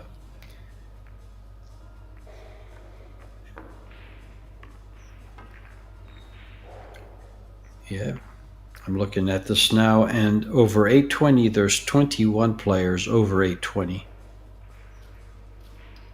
Actually, 22. The elite and the super elite. Yeah, exactly. That's a good way to put it, Eric. That's why I always look to you for some of these corrections, I might say, or suggestions, better suggestions. Elite and super elite. I have to steal that from you. No problem. Well, we Yeah, use it she together thought- anyway, so. Yeah, right. Uh-oh, cue ball. Yeah, so this is a good break for Conrad here. He needed to steal one off Albin's breaks. And that's how he ended his last break before Conrad went on to a 3-game streak with a scratch on the break. So his last 2 breaks were scratches on the break. Albin's been a little bit fortunate here. The 2 balls blocked in both bottom corner pockets. He can play a combo onto the 6. Issue with that is the 2 ball's going to start rolling off towards the 3. Tough spot here for Conrad.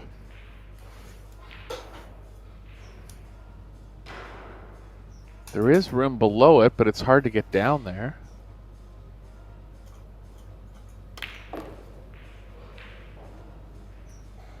Yeah, he tried to get all the way below it. Maybe tried for the combo. I think he still has enough of it to possibly play the combo, but might be a little thin, so looking to get the cue ball behind the 3 here.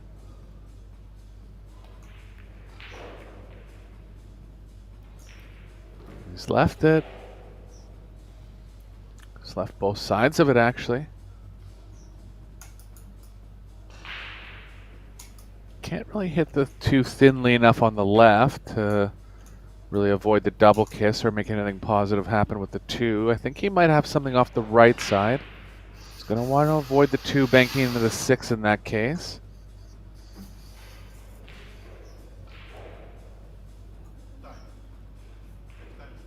Yeah, it's kind of funny, George. He doesn't have enough of an edge on either side, but he has the full middle of the ball, but nothing he can do with the middle. Just going to try a swerve here, play the 2 by the 3. Oh, that was almost a foul. Guess it was good. Barely good. Nice shot.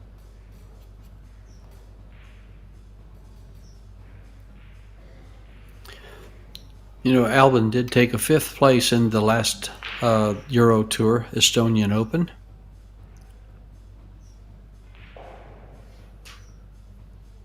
And Yeah, I think there's a couldn't find him on the rankings. I don't know why he's been left off. Maybe just hasn't played Go enough ahead. tournaments to officially qualify or something, but I think there's always a little more Well, pressure there's- playing at home, especially when things don't go great. You know, if you're rolling good and you got the crowd behind you, obviously it's a positive, but I think somehow there's a little more pressure when you play in your home country or your home pool room. Well, I would say Alvin's been playing very well. I was so impressed with his break and his 8-ball success in the Estonian Open or in the Estonian Euro Championships in the 8-ball portion of it. I remember. His break was just amazing. It was just so well controlled, so many outs. It was one of the best breaks I've seen in 8-ball. Yeah, nice creative shot there, trapping Jushin into a 3-rail kick.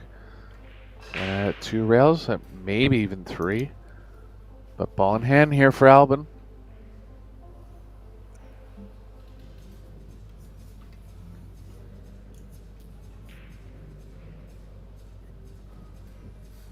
Fairly open table. Gonna have to get to the short side of the 6. Looks like the 6 passes in the same pocket as the 2.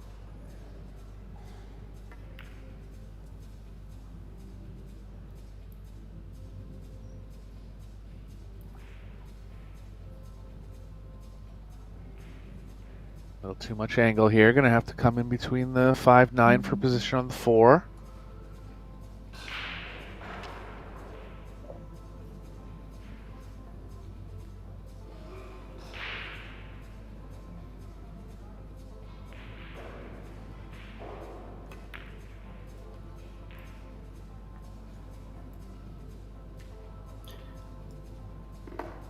You know, it's funny, Eric.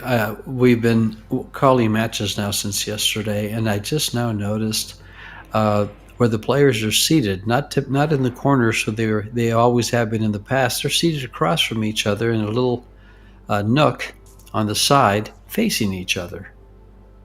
That's a good observation. Yeah, you're usually at the short rail end of the table. Yeah.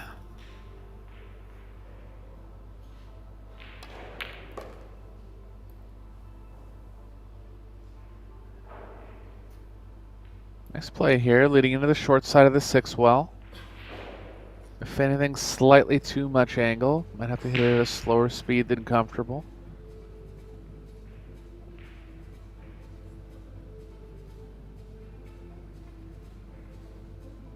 If he can't slow it down, it's a tricky shot because he's on the rail and he doesn't have a lot of the cue ball, but I think he just barely can.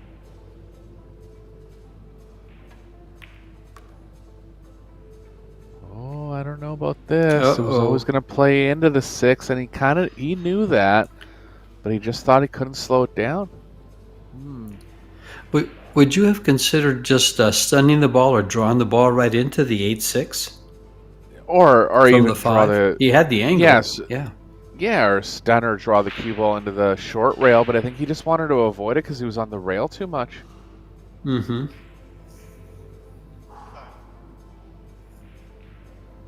He is on the combo here. He can get out of this.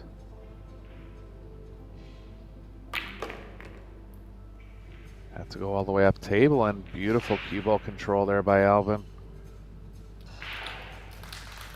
He has some of the better cue ball control amongst the super elite, as you just call it, over 825.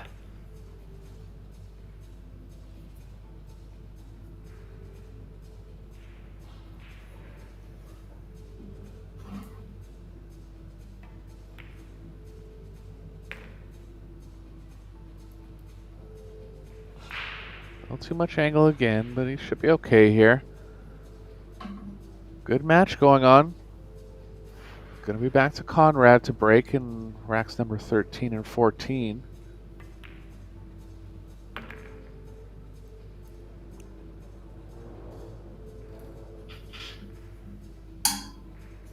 Now you would think with this breaking format the players would be on a real high break and run percentage, and there can be matches like that where it does happen.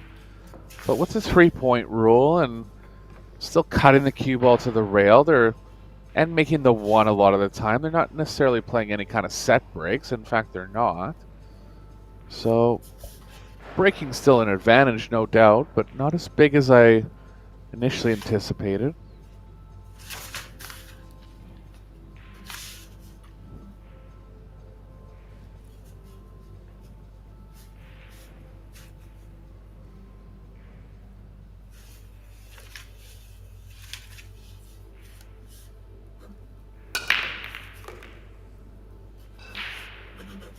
Two balls down, 7 ball going to get over for the 3rd point and directly on the 2.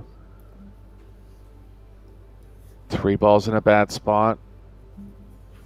Tough to develop any kind of angle going towards the 3 as well, so might be looking at playing position on the 3 to play safe on it.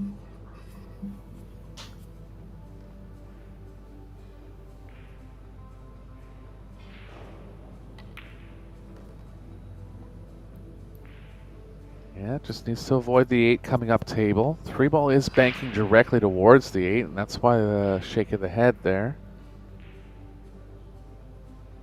He can cut the 3 around it, but he needs to stick the 3 behind the 4 as well, and how that angle's playing, the 8's playing as a big ball here. He got inside it, nice shot. Doesn't want the 3 to go in, it's going to be okay.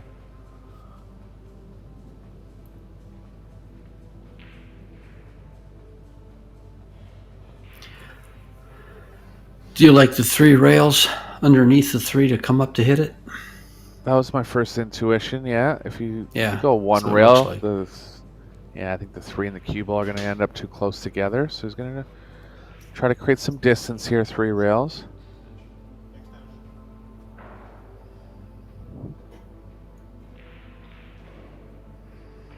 got to be careful on this when you hit the ball off the third rail. If you hit it directly, the object ball has a long way to go to get to another rail.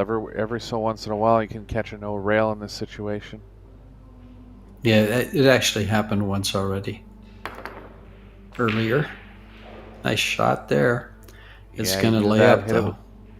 Hit it with enough speed there to guarantee a rail. Good shot. It's not ideal for Johann, but he will be on offense here. He can avoid the 9 and the 8 going towards the short rail.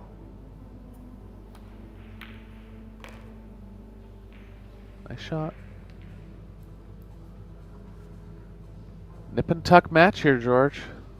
Mm-hmm. Both players facing elimination. As it should be, because both players are facing elimination. Adds a little more twist to it. A little more pressure for both players. Neither one wants to walk away from the tournament. And they both hate to lose. Yeah, especially before the single elimination stage. Yeah. Was surprised Johann lost to kind of an unknown Polish player in the round before, Hill, so that changed the course of his tournament. But he's looking to survive. I saw him for one of the first times, I believe, at the Estonian Open. That's the first time I saw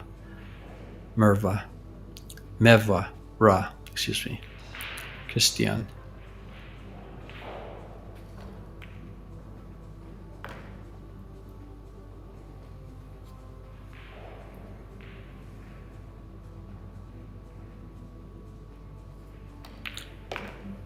And Conrad in the lead.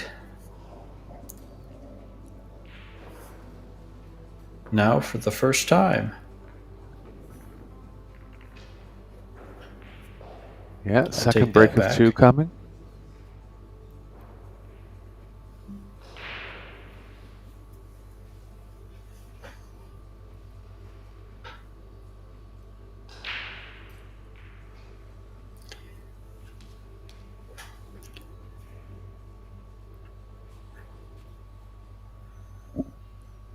Was very successful in the last break.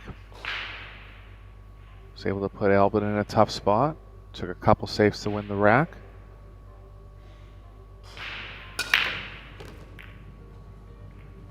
There goes both the wired balls again. Legal break.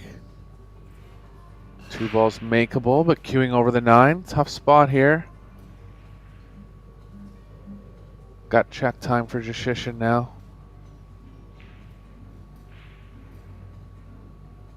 Safe option is cue ball behind the 3, 2 to the short rail. He'll be definitely thinking about trying to keep Albin off the table here.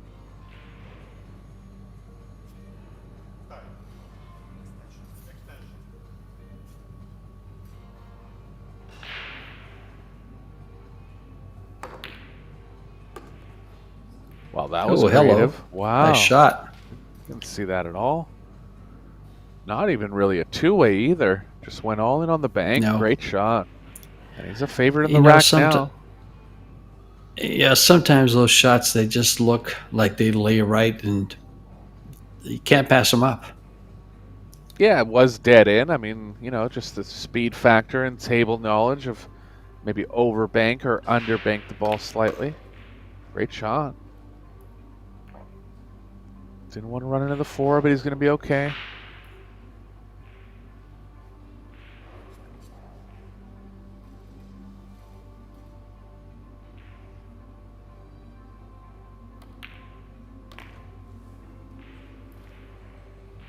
Well, we're going to see what Albin's made of in these upcoming racks. He has 2 the next 2 breaks. So theoretically could make it hill if he's able to put together a couple break-in runs. Well, keep in mind that Albin has scratched twice on the break so far this match. I was just going to mention that. Yeah, it's odd. Yeah.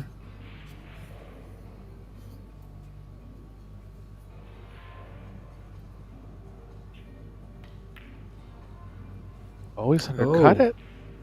Yeah, he did. What As an soon as he hit odd that, I miss thought, there. whoa. Maybe a Well, little bit that's of decel. Yeah, that's a turning point there. Just a completely unexpected miss.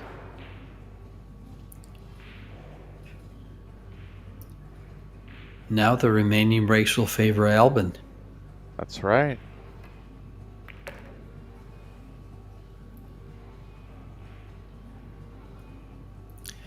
Because we'll be tied at 7.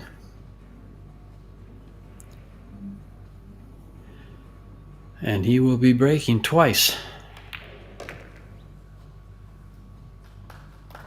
Well, these players are human. We've all missed shots like that. We've done it in the past, we'll do it in the future. That's right.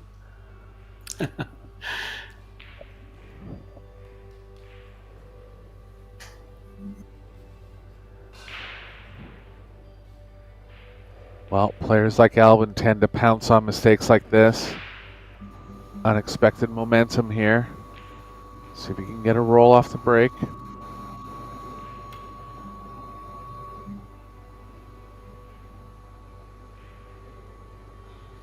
See if he changes anything on the break. So far, I don't see any. He's been scratching in the upper left-hand corner on both of his scratches. Oh, just drawing the cue ball a little too much.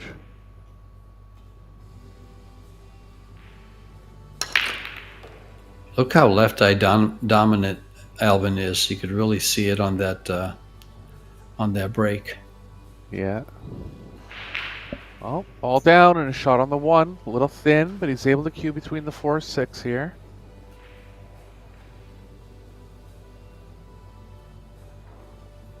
A little over top the 4. Gonna make the shot tougher.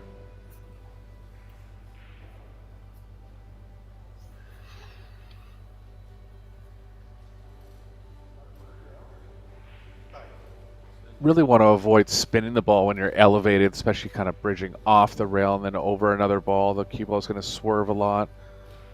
If he absolutely feels like he has to, he will, but he's going to want to stay closer to center ball here, which is actually playing into the 3.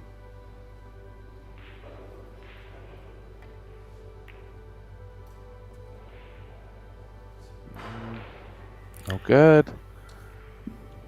Yeah, it doesn't go by the 7, does it, for the side? Yeah, like if he was off the rail there, he would have spun right or left to definitely avoid the 3, but properly advised not to be spinning there. Just didn't get the proper roll on the 3. It's a big, you can, play the 3 over by the 4. Maybe even try to get close to the 4 with the 3, so taking away the jump. Just left the left edge.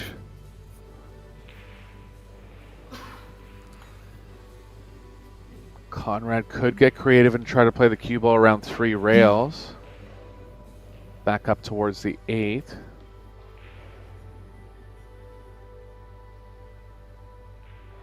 going to draw it and try to keep the cue ball on the same end.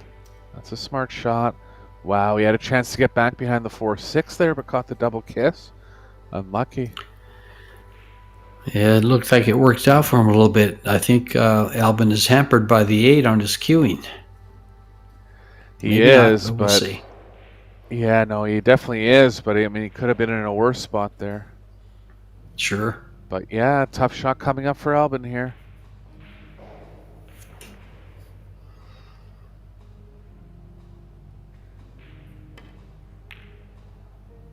Didn't even go for it.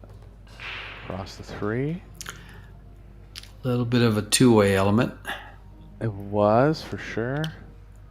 And I think he's going to have to roll this one in. I think the cue ball's barely playing through the 6. Worst case is if it's actually playing into the 6, because you can't play it at much speed and you're likely to get behind it if it hits it. Tough spot again. Tournament lives on the line here.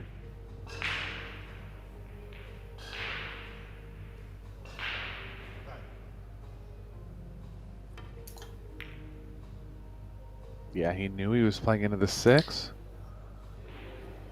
Watch out for the cue ball. just short of pace. Great speed there,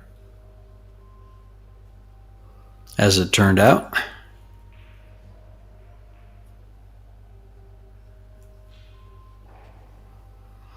Could see players getting more and more astute over the years, though, recognizing the percentages better. Like back in the day, you would just fire at the 3. Look at this from Conrad, another 2-way. You'd just fire at the 3, kind of maybe hit the 4 hard.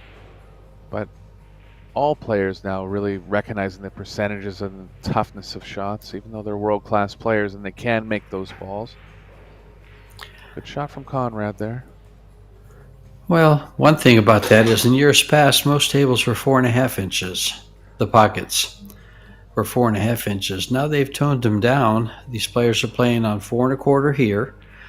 Some of the other tournaments are being played on 4-inch pockets. So even though it's new cloth, they still, their pocketing isn't quite as easy as it used to be. You're totally right, George. And if you want to go further back in the day, you're talking about like 5-inch pockets, right? There's a massive difference Exactly, between with the a front 4 and a swings, yeah. 5-inch pocket. Yeah. Sure. I mean, I've been playing pool for a long time. 55, I want to say, actually about 58 years. And Nice. I remember those big pockets, and I remember those 5-packs coming rather easy, 5-packs playing 9-ball, and but now they're not so easy to come by. Yeah, you just shoot your way out of tough positions, but yeah, you can't Sure. really do that anymore. It's a good point. I mean, I used to play 9-ball when it was a 2-foul ball in hand. I'm sorry, Right. it was you could shoot out. You would shoot out Yeah. if you were hooked, and the player could give it back to you at any time. And now it's 1 foul. They did that for TV to shorten up the games.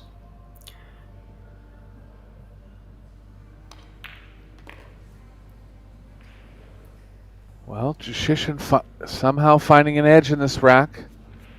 Will be able to break in rack number 16, so Hill definitely a possibility here. Good knowledge of the angles coming around. How many rails was that? 4 only. Seemed like 4. longer. A lot of cue ball movement though. Mm-hmm. Mm-hmm. Well, on those thin cuts, the cue ball's got to fly. Yeah.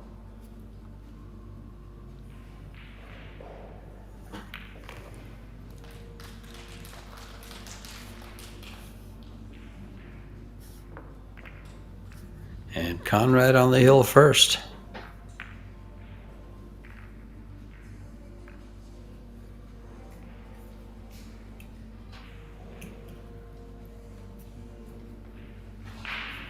Last break of the match for Albin.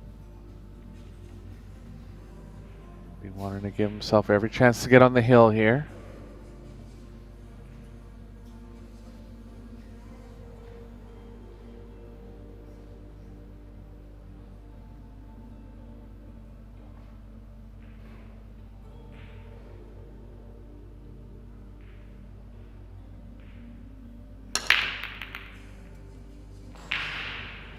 Three balls down, legal break.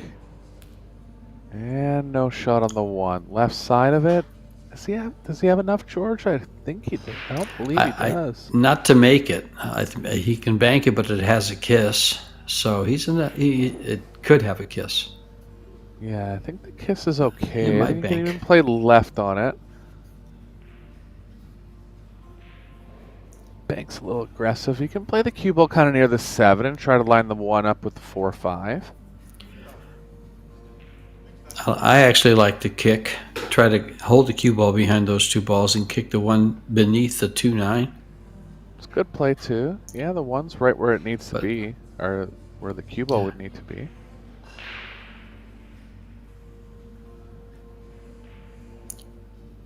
He's going to bank it. I think this is a good shot, actually. The more I look at it, the more I think he gets out of the kiss, just naturally if he banks it. Yeah. Great try. Well, big test now for Jushishin. Won't be able to slow the cue ball down towards the 2. Too much distance to be rolling at this ball. If he did play at lag speed, he might be able to just slow it down, so he might consider that.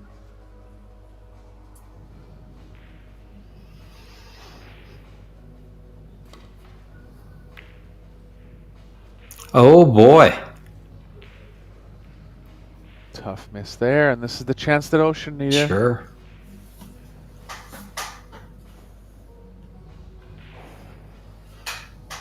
Well, now Albin's fate is in his hands, not his opponent's.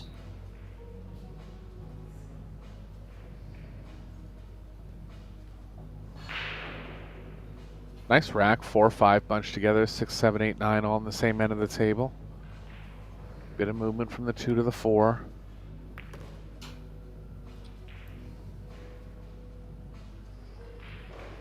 Think he's straight enough to draw straight back. It's not going to be a following option because the 7's in the way. Even anything studding off to the right's going towards the 8, so straight back here for Albin.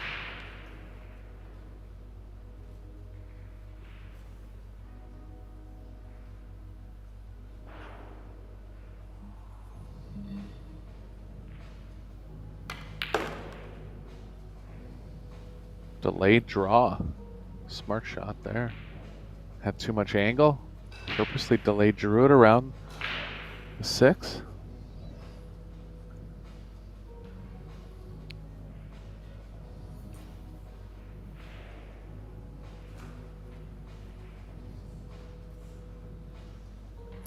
You know, the sad part about this shot is the cut is going to expose the 4, so he has to find cover. It's going to leave it over the pocket more than likely. Wow. Yeah. Even if he hits it harder to try to get behind the 7, it was still, you know, it's going to end up in that same area and make it tough. Yeah, he just kind of half gave up on that stroke. I get it. It was thin. He had to hit it at an uncomfortable speed. But he'll be thinking about that one for a while. And Shishin looking good to make it through to the final 32 here. Small upset. There had to be a winner.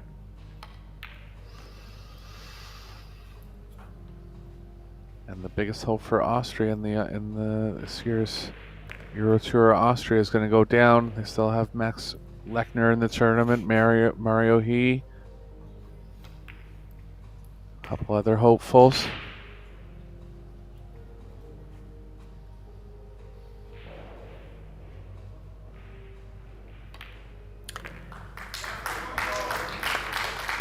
And there it is, Konrad Yushishin over Albin Ocean. Albin is out, and Konrad moves into the final 32. Eric Orlofsson and George Teacher. Eric, any parting words about this match? These guys. I just hope my internet's a little better for the next one. I missed a few games there, but Well, no, yeah, it looks like Conrad.